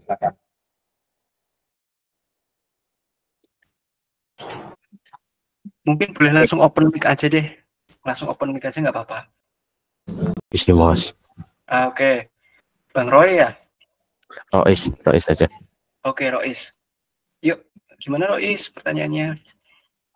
Apa namanya kan dari apa yang Mas Niko bilang itu, misal Ya. kayak mau ngisi foto apa namanya, kalau ada pengalaman atau sebagainya kan ikut organisasi atau sebagainya macamnya kan. Ya, betul. Nah, kalau ini kan aku udah ada satu langkah nih buat ke bagian yang aku inginkan, jadi di game developer. Aku ikut yang namanya kelompok studi game dari prodiku sendiri nih, dari itu sih. Dengar kayak apa namanya, itu kan kayak bikin game basicnya Yeah. sama Unity sama Unreal kan. Yeah. Tapi di sini itu aku ini dibikin ide rembukan gitu, bikin platformer tapi basisnya itu pixel. Nah, dari situ kan aku kayak apakah ada referensi untuk apa namanya kayak desain pixel kan, saya kan bagian dari divisi game artis itulah, kayak ibaratkan gitulah. Oke, jadi pertanyaan ini ke arah referensi desain pixel ya? Yes. Oke, kalau referensi desain pixel sih, aku pasti selalu lihatnya asset store. Itu aja Rois, asset store udah banyak banget. Jadi kamu coba ke Unity Asset Store gitu kan, atau ke itch.io. Oh iya, yang tadi Mas bilang. .io. Nah di situ kamu cari ke bagian aset. Nanti pas banyak banget itu pixel-pixelan tuh. Itu udah numpuk di situ. Jadi kamu bisa ke Unity Asset Store atau itch.io untuk referensi pixel. Seperti itu Rois. Aman? Oh iya, dan ini kan udah ikut 3D game. Apakah ini kayak jadi salah satu batu loncatan buat jadi game developer juga kalau dari Mas Nikola sendiri gitu? Oke, betul. Jadi kalau kamu ikut kayak studi game itu ya, gitu ya. Yang dicari itu bukan masalah kamu bikin gamenya atau kamu pinter Unity-nya, bukan itu. Yang dicari itu adalah kamu bisa nggak kerja bareng orang gitu loh. Kamu bisa nggak kerja dalam situasi orang punya pikiran beda-beda, mungkin ada yang egois, ada yang sombong, atau mungkin ada yang pengen menang sendiri. Tapi kamu bisa nggak dari orang-orang ini nih, kamu satukan semua pikirannya supaya untuk satu tujuan, yaitu bikin game platformer misalnya. Kadang-kadang yang perusahaan pengen itu adalah perusahaan itu nggak pengen orang-orang yang belum bisa nih kerja sama orang. Jadi orang-orang yang baru digituin aja langsung mutung, baru bersih tenggang sedikit aja langsung nggak mau kerja lagi. Perusahaan itu pengen kalau ada perselisihan itu bisa didiskusikan secara komunikasi untuk mencapai tujuan bersama gitu. Jadi yang dilihat itu bukan masalah ikut studi game terus kamu jadi pinter gamenya, bukan itu bagus, tapi yang dilihat lebih ke arah kamu bisa nggak komunikasi di sana gitu, kamu bisa nggak kerja bareng mereka gitu, bisa nggak walaupun ada perbedaan pendapat tapi nanti ada solusinya tuh gitu, itu yang dicari. Seperti itu Rois. Berarti poinnya adalah itu team working ya Mas ya? Iya, team working, betul. Yang Oke, penting sip. bisa berkomunikasi. Aman Rois? Sip, untuk saat ini aman. Makasih Mas. Thank you Rois. Thank you banget Rois untuk pertanyaannya.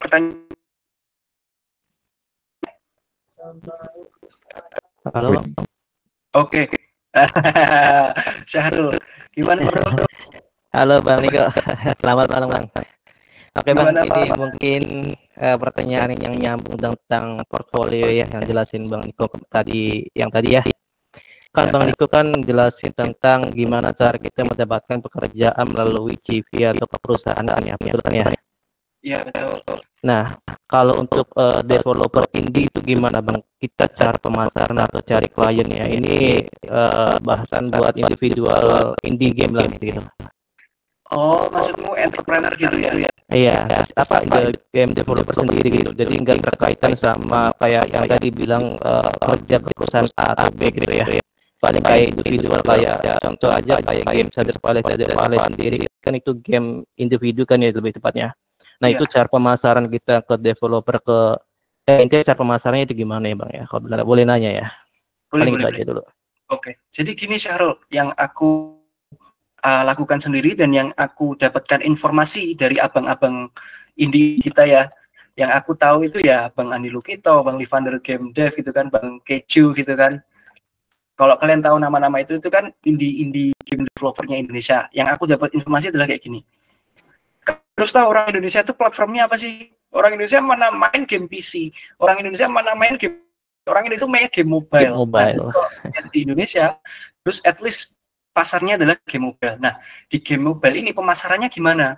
Yang main-main game mobile itu siapa sih? Anak-anak atau remaja atau orang tua? Nah, oke, let's say kalian mau nargetin anak-anak, bocil-bocil dari SD, SMP, SMA. SMA kita anggap bocil dulu ya itu ya.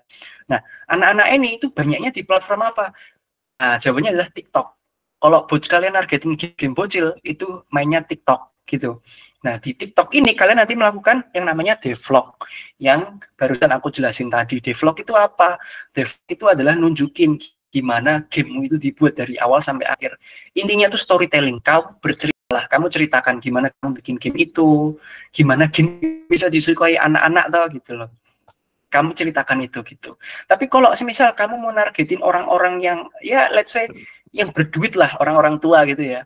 Orang-orang tua atau remaja-remaja anak kuliah ke atas gitu ya, mereka tuh udah berduit dan di sini kan bisa kamu cari cuannya gitu kan. Nah, mereka tuh rata-rata sukanya game apa toh? Nah, yang aku tahu ya sejauh ini adalah mereka tuh sukanya game-game strategi, game-game RTS gitu, kayak ya you know lah World of Conqueror atau apa itu yang kayak Clash of Clans gitu-gitu loh, yang game-game RTS gitu. Nah, untuk game-game kayak gitu-gitu kamu platform promosinya adalah di YouTube Shorts. Itu yang dari pengalamanku berkonten yang aku dapatkan gitu ya, dari pemasaran selama ini adalah YouTube Shorts itu cocok untuk promosi ke orang-orang yang lebih tua.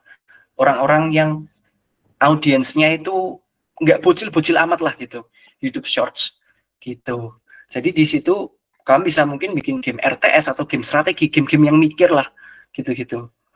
Nah, itu promosinya ke YouTube Shorts. Nah, kalau kamu mau cari apa ya kombinasi dari keduanya nih, nggak banyak bocil, nggak banyak orang tua juga, orang-orang yang sedang. Nah itu Instagram Reels. Kaca. Instagram Reels. Instagram Reels itu kayak kumpulan bocil, juga kumpulan remaja, kumpulan orang tua juga. Nah di sini ya ini bisa genre apapun itu, kayak red ocean-nya gitu loh, samudra merahnya itu ada di konten marketing tentang game yang genrenya umum ya. Gitu. Seperti itu Syahrul. Jadi intinya bisa, yang penting sekarang tuh udah zamannya sosmed gitu kan, ngapain kita pakai sosmed cuma buat pamer-pamer Insta story aja, kita lagi di sini, aku lagi jalan sini. Tapi sekarang mulailah coba yuk gunakan untuk marketing, promosi, personal branding. Gak usah marketing promosi dulu lah, personal branding dulu aja. Kamu tuh siapa tahu Syahrul tuh seorang apa tahu? Oh Syahrul seorang 3D designer. Promosikan 3D design value-mu gitu loh. Ketika orang tahu value-mu, nanti semuanya itu bisa mengalir sendiri gitu. Semuanya bisa berjalan. Karena apa yang kamu miliki, value-mu itu harus berguna bagi orang lain, harus memecahkan masalah orang lain, harus berdampak baik bagi orang lain gitu. Seperti itu Syahrul, apakah menjawab? Intinya berarti kalau kita mencari target pasar, contoh kasar anak-anak, berarti main contoh aja ke TikTok ya, soalnya kebanyakan pengguna Indonesia itu kebanyakan TikTok. Oke. Terus kalau pengguna yang untuk kayak anak kuliahan ya, orang-orang dewasa lah, itu boleh ke YouTube Short ya gitu ya. Nah untuk middle sebenarnya sih middle tuh bisa TikTok juga, General lah. YouTube juga, general lah dia ya. Terus kita harus tahu juga pasar Indonesia juga, dia tuh sebenarnya mau arah game apa gitu ya. Jangan asal bikin game tapi kita tidak tahu. Tapi kecuali emang kita suka bikin game ya, beda cerita kayak game ya. Betul. Mas. Berarti nggak harus kayak kita misalkan mau bikin game nih. Oh, game ini mau pasarin ke Steam. Itu gimana? Atau gimana sih prosedurnya atau awalnya kita pikir kayak gitu loh malah. Oh, ini aku game aja jadi nih. Oke, aku mau share ke Steam, share ke Epic Game. Ternyata bukan ke situ arah target seharusnya. Ya tadi udah kasih ke Bang Niko ya. Kalau mau cari targetnya ternyata paling TikTok kalau buat kayak anak-anak, terus gamenya harus ya setidaknya friendly gitu ya buat anak-anak juga. Terus kalau untuk dewasa paling YouTube Short. Oke. Udah pas. Atau tadi ada yang nyauto promosi game ke grup keluarga. Kalau kamu bisa mulai dari grup keluarga dulu, itu udah paling bagus. Enggak. Kalau keluargaku sebenarnya sih ya ini aja ya, dukung aja aku mau kemana. Tapi ya itu mau kemana sebenarnya kalau kita udah jadi gamenya udah kompleks nih, permasalahan kita kayak di tim segala macam udah fix nih. Oh ternyata kita mau promosinya atau gimana itu, aku mau sebelum tahu dia mau kemana. Ya, yang penting jangan jadi dulu baru promosi, tapi selagi bikin promosi. Nah itu oke. Makasih Mas. Menjawab. Oke siap, makasih infonya Mas. Oke, thank you Syahrul. Pertanyaannya bagus, keren, sip. Ada jiwa-jiwa entrepreneurnya Syahrul. Oke lanjut. Selanjutnya siapa nih yang mau bertanya? Mas. Alvan ya, tadi Alvan ya. Mas. Iya Bang. Oke Alvan dulu. Sorry ya Natania ya, sebentar ya Alvan dulu ya. Oke Bang, nggak apa-apa. Ahmad nanti ya, Alvan dulu ya, sebentar ya. Jadi Bang, ini kan saya mau tanya, bagaimana cara bikin game yang benar-benar proper gitu dari segi desain gitu. Apa dulu yang harus kita kerjain gitu, workflow-nya dalam kita tuh mau bikin game tuh apa dulu yang harus kita siapin gitu. Karena dalam sepengalamanku pernah bikin game juga, itu tuh aku udah rencanain dari beberapa bulan ke belakang gitu dari segi konsep gamenya. Tapi setelah pengerjaannya tuh dalam waktu 1 bulan, ternyata dalam waktu 2 minggu semua hal yang aku udah kerjain itu ternyata aku rombak lagi gitu semua. Oh, paham. Nah ya karena pas aku ngerjain suatu mekanik gamenya ternyata itu ada yang terlalu sulit, itu yang aku belum paham gitu.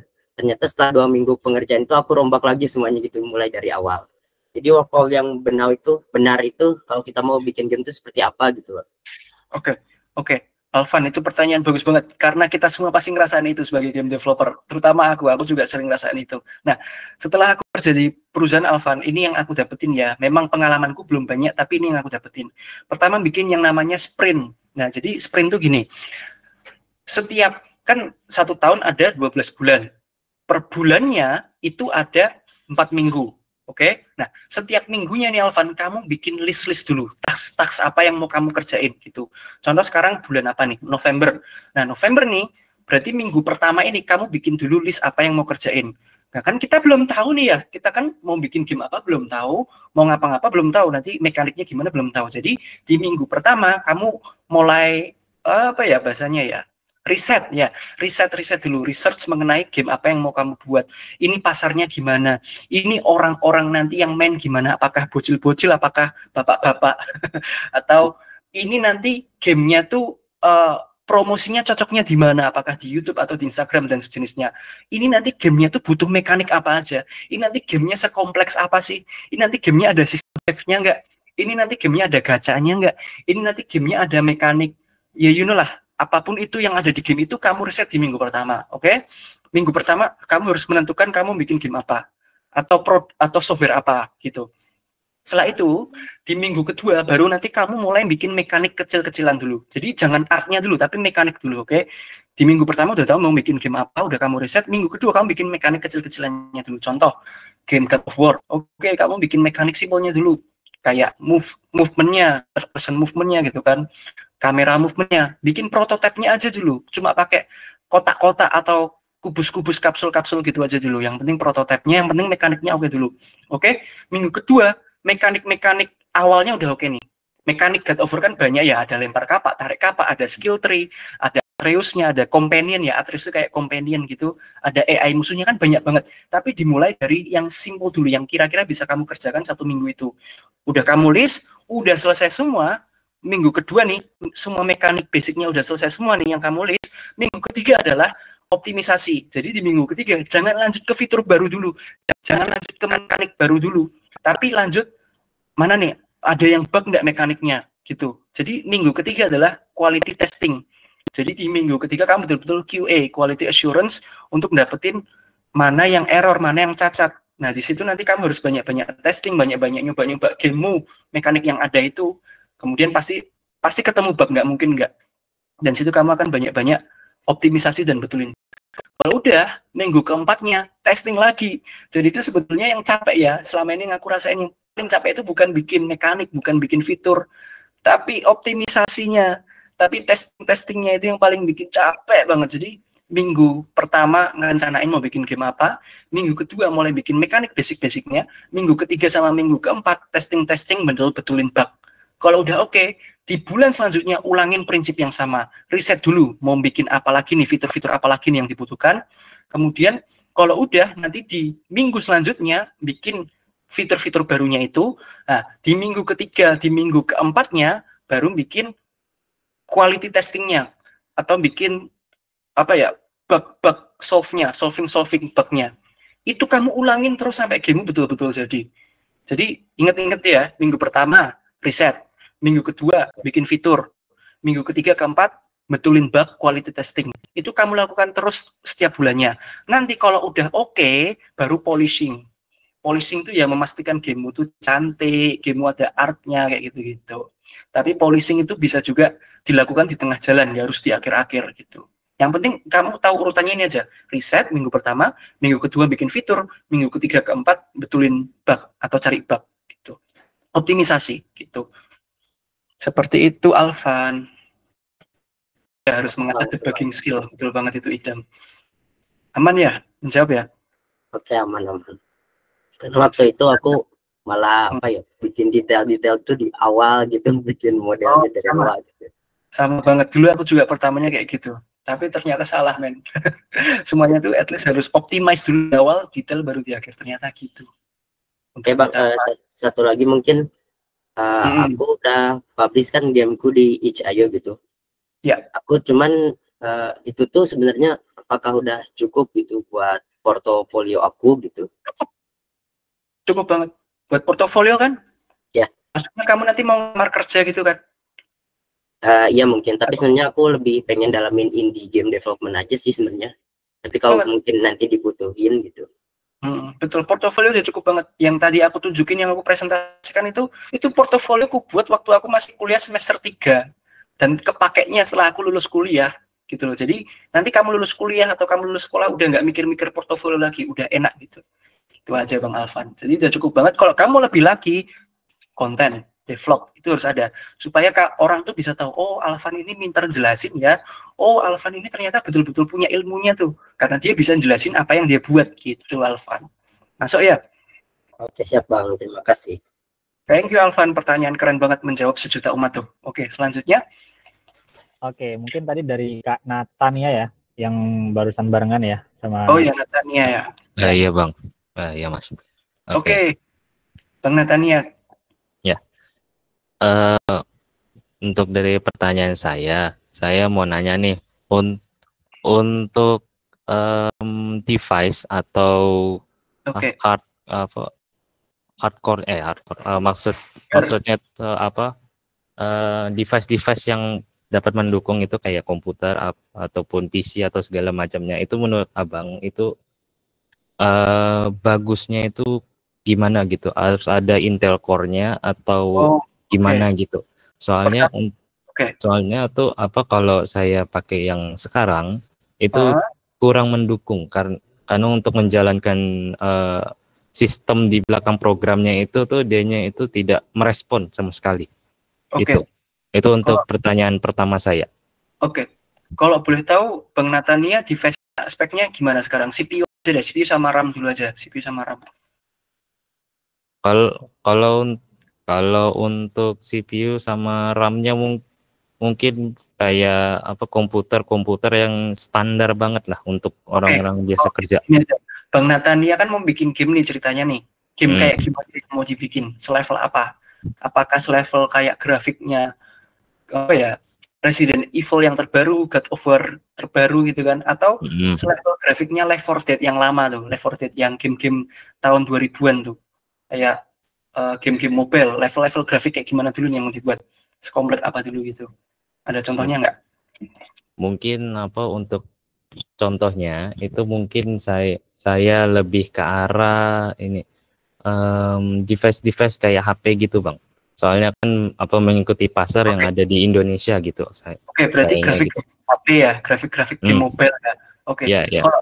Kalau kayak gitu tuh device-nya tuh at least gini. Kamu punya device yang bisa main GTA 5 itu udah cukup. Itu jawaban terbaikku. Karena kalau aku ngomongin spek-spek mungkin agak membingungkan ya untuk menjelasinnya gimana. Tapi kalau PC-mu itu atau laptopmu itu udah bisa main GTA 5. GTA 5 recommended system loh ya, recommended spek bukan minimum. Apalagi GTA 5-mu udah rata kanan grafiknya, set GTA 5-mu udah rata kanan. Itu udah oke banget. Gitu. Karena intinya ini yang dibutuhin dalam game development tuh sebetulnya kalau kamu nargetin game-game mobile ya, grafik mobile ya, itu yang paling penting itu pertama CPU dulu, kedua RAM, ketiga baru VGA. Jadi VGA itu karena kan untuk grafis, game mobile grafisnya kan ya lah kayak gimana lah, biasa-biasa aja. Maka VGA nggak terlalu penting, tapi VGA juga penting, tapi nggak terlalu penting.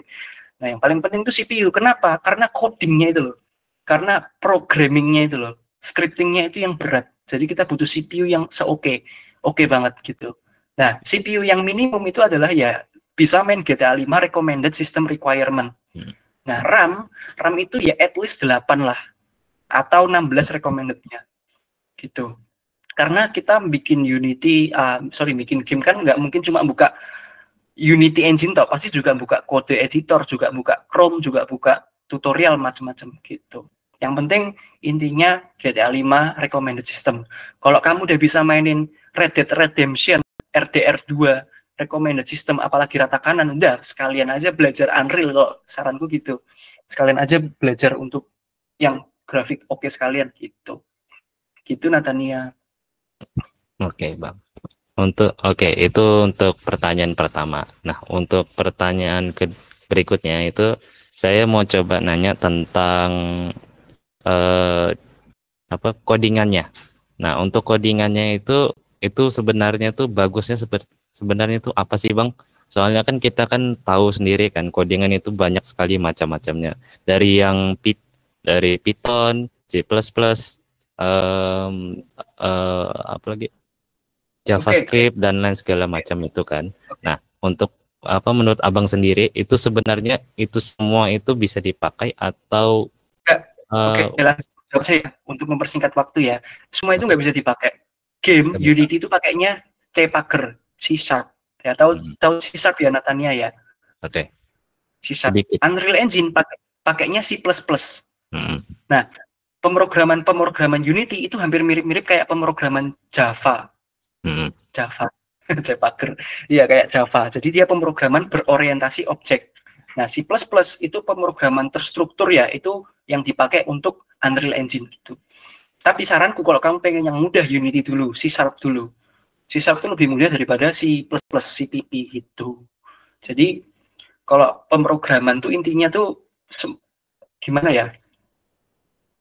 Lebih bagus pakai bahasa native-nya lah gitu. Bahasa asli dari game engine itu, jangan pakai bahasa yang lain. Unity itu bahasa aslinya C# gitu. Unreal C++ gitu. Semakin bahasa saya native aslinya, semakin bahasa pemrograman yang karena adalah bahasa asli dari engine itu semakin bagus karena nanti makin teng-teng itu makin ringan. Itu katanya. Jawab kan? Oke, itu lumayan jauh. Jadi kesimpulannya itu berarti fokusnya belajar codingannya berarti sama JavaScript berarti ya? Enggak, bukan JavaScript, enggak ada JavaScript, Unity itu apa aja ya. C# aja berarti sisanya itu nggak guna berarti ya? Kalau Unity nggak guna sisanya, apa aja. Oke. Kalau untuk HTML sendiri itu guna nggak? Ya, itu web. Oh, itu. Web development ya, itu web development. Beda. Kalau Unity nggak pakai itu C#. Gitu. Oke, berarti apa yang pertama itu kan dari device komputer itu berarti yang CPU dulu, baru RAM-nya itu minimal spek 8, terus apalagi Bang yang ketiga? Penting bisa main GTA 5 recommended system itu udah oke buat Unity game mobile gitu. Oke, berarti bisa main minimal bisa main GTA 5 lah ya. Oke. Ya. Untuk berikutnya itu apa tadi Bang? Pertanyaan saya yang kedua, saya lupa. Bahasa. Ya, untuk bahasa berarti kita berfokusnya kepada C# aja berarti ya? Ya, betul. C# kok Unity C# betul. Itu pelajari dulu. Ya. Mana? Kalau untuk Unreal gimana Bang?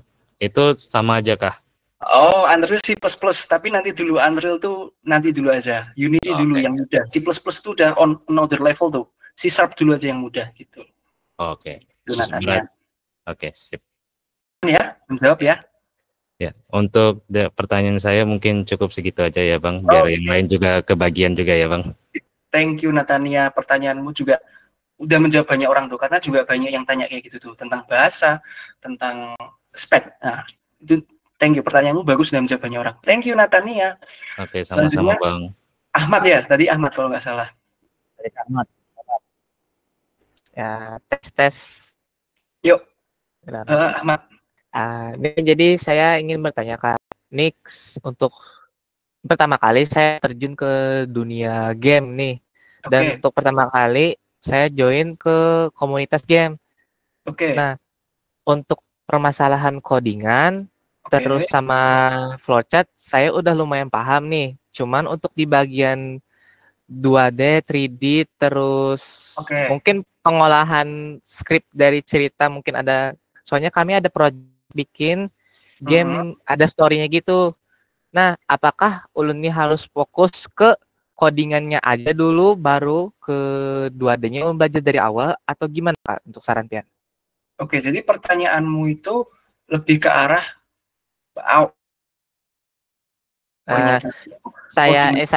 saya ini udah lumayan paham di bagian codingan sama flowchart-nya.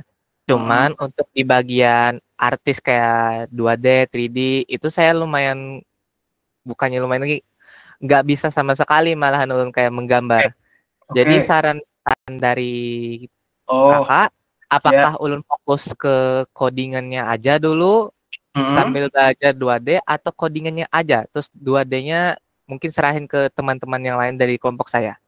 Kalau boleh tahu itu proyekmu tim nggak? Tim. Oke, kalau gitu codingan aja. Karena codingan itu bukan cuma sekedar bisa di situ toh, itu akan upgrade terus. Yang paling susah nanti optimisasinya. Jadi belajar codingan terus, untuk artnya serahin ke temanmu aja. Atau kalau kamu punya waktu lebih, kamu juga bisa pelan-pelan belajar artnya. Tapi yang pasti kesimpulanku adalah codingan terus. Coding itu kayak kayak dilatih terus menerus gitu. Seperti itu. Untuk artnya pasrahin temenmu atau bisa cari aset. Unity Asset Store banyak banget, men. Ya.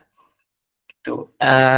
Untuk Unity, untuk yang aset itu apakah berbayar, Kak? Ya cari yang gratis bisa. Gitu kalau kamu yang gratis. Banyak, ada Sketchfab, ada Google Poly, gitu kan. Mau cari icon-icon bisa pakai Flat Icon atau Google Icon, gitu. Asset Store pun banyak yang free kok kalau kamu mau coba apa ya kepoin gitu loh.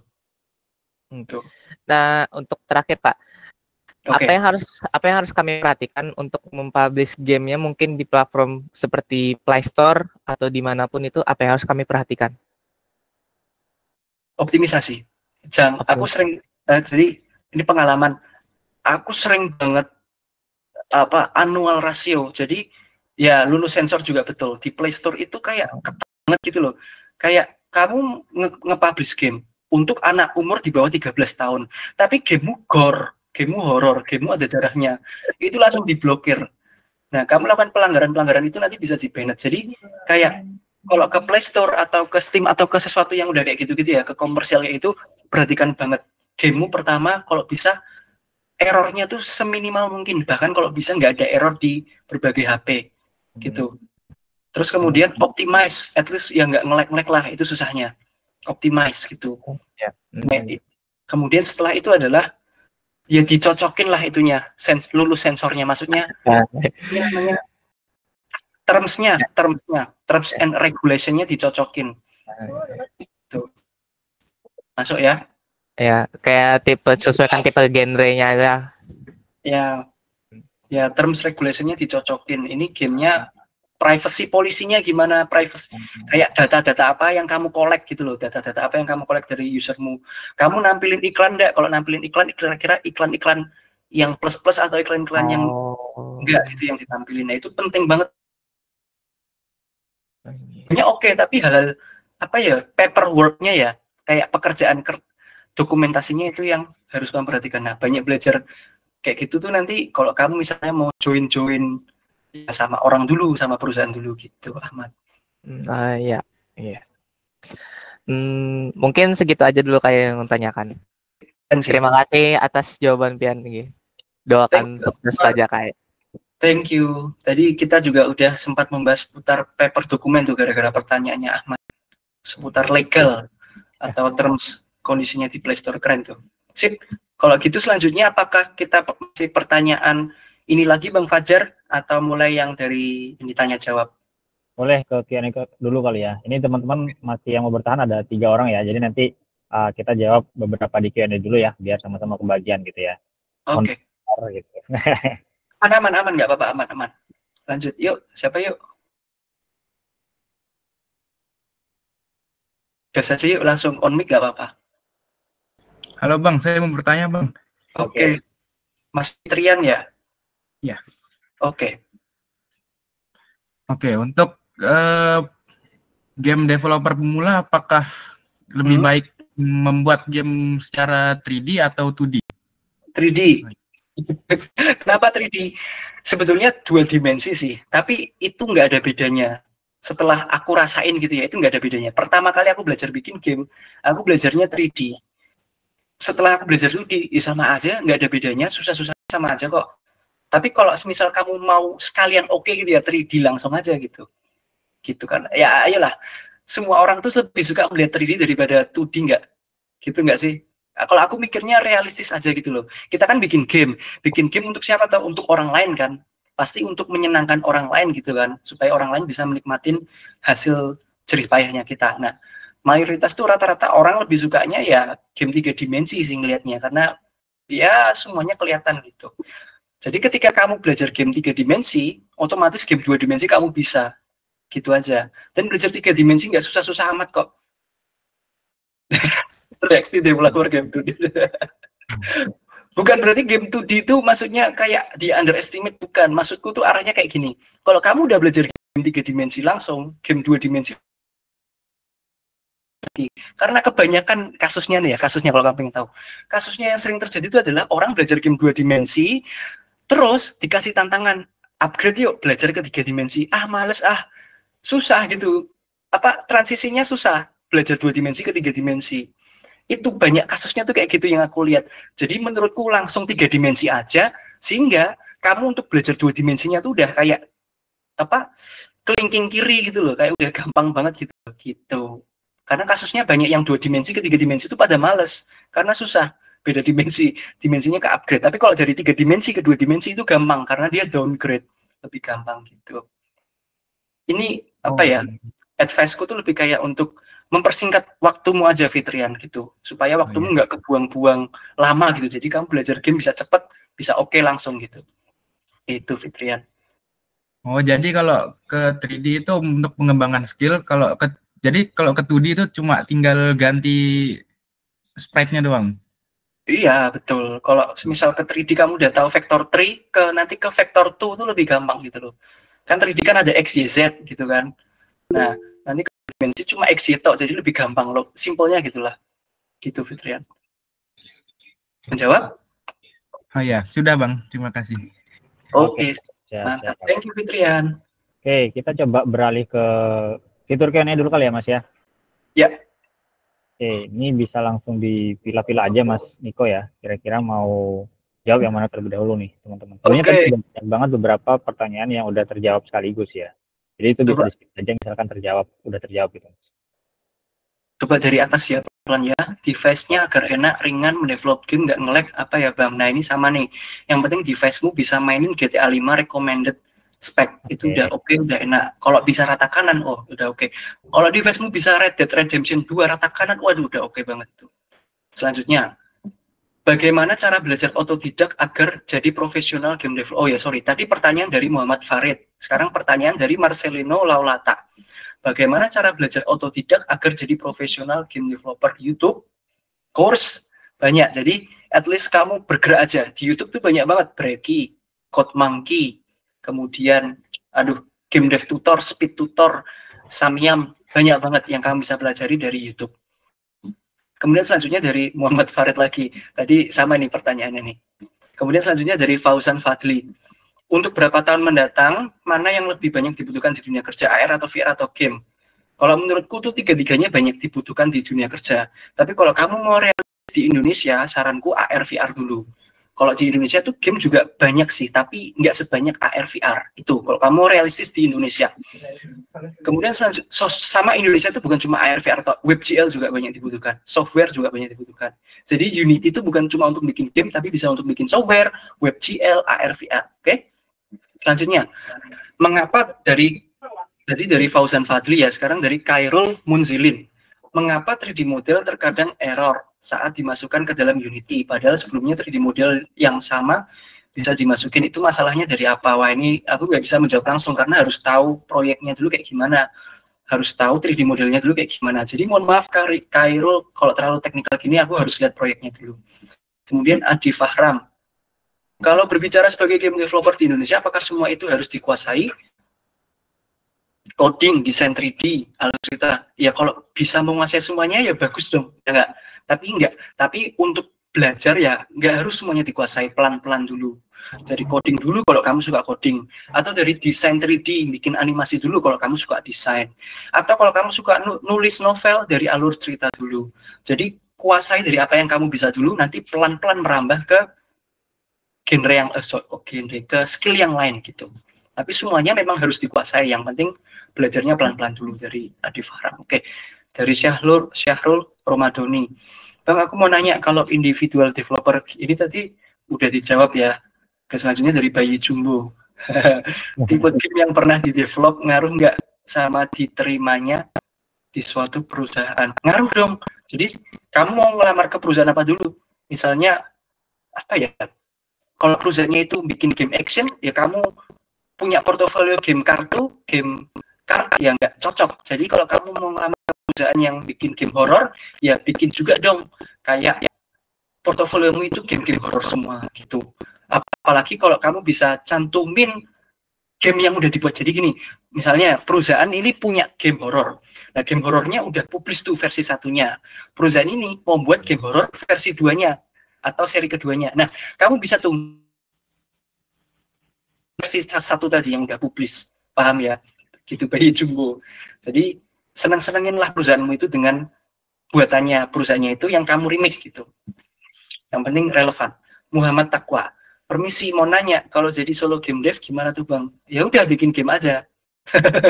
Jadi solo game dev ya udah belajar bikin game aja gitu kan. Mulai bikin game, mulai ngoding, mulai nyoba-nyoba 3D 2 dimensi, nanti semuanya berjalan. Selanjutnya dari Nyoman Bandarayani. Berarti yang penting buat devlog atau devlog? Ya sama aja sih. Intinya devlog ya devlog, intinya kamu bikin game nih. Nah, gamemu itu kamu ceritakan. Gitu loh. Di gimana prototipenya, versi 1 gamemu gimana, versi betanya gimana, kamu ceritakan lewat devlogmu itu. Yang penting storytelling, bercerita, mempresentasikan gamemu, karena itu akan dilihat apakah kamu betul-betul memahami gamemu. Selanjutnya dari Rizky Ananda. Untuk belajar secara otodidak dalam mempelajari game development, software apa yang cocok untuk pemula dan harus mulai dari mana untuk memahami game development? Unity. Saranku dari Unity, karena Unity itu punya bahasa yang paling mudah, dan Unity itu engine sejuta umat, serta game sejuta umat. Oke, kamu mau ngomong, bikin game pakai Scratch dulu, bikin game pakai Game Maker dulu, bikin game pakai Construct dulu, itu nggak apa-apa, it's okay, belajar dari situ nggak apa-apa.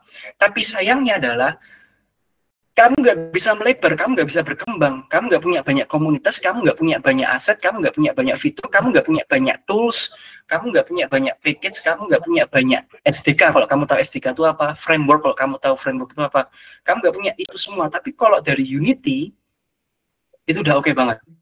Kalau Godot tuh udah oke juga sih, udah oke. Tapi kalau kamu pengen oke lagi, Unity gitu. Belajar dari Unity dulu. Kalau kamu bingung coding, belajar dulu visual scripting. Visual scripting itu ya kayak flowchart atau coding pakai tampilan visual.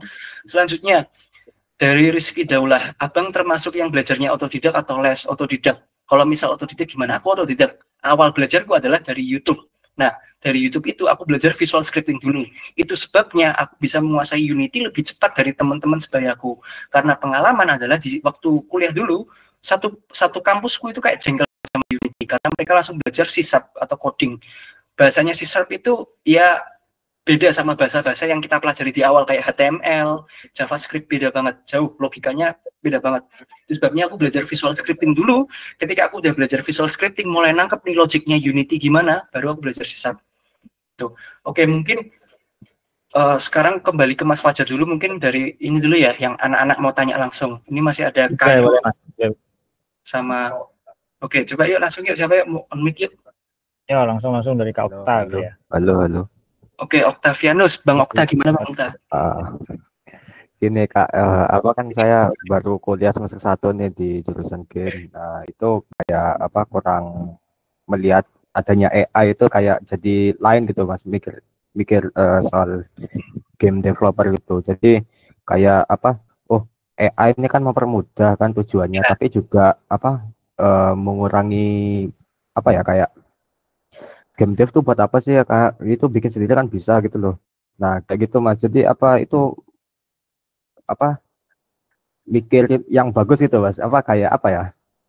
Mindset yang bagus atau gimana Mas? Itu soalnya kayak apa, saya melihat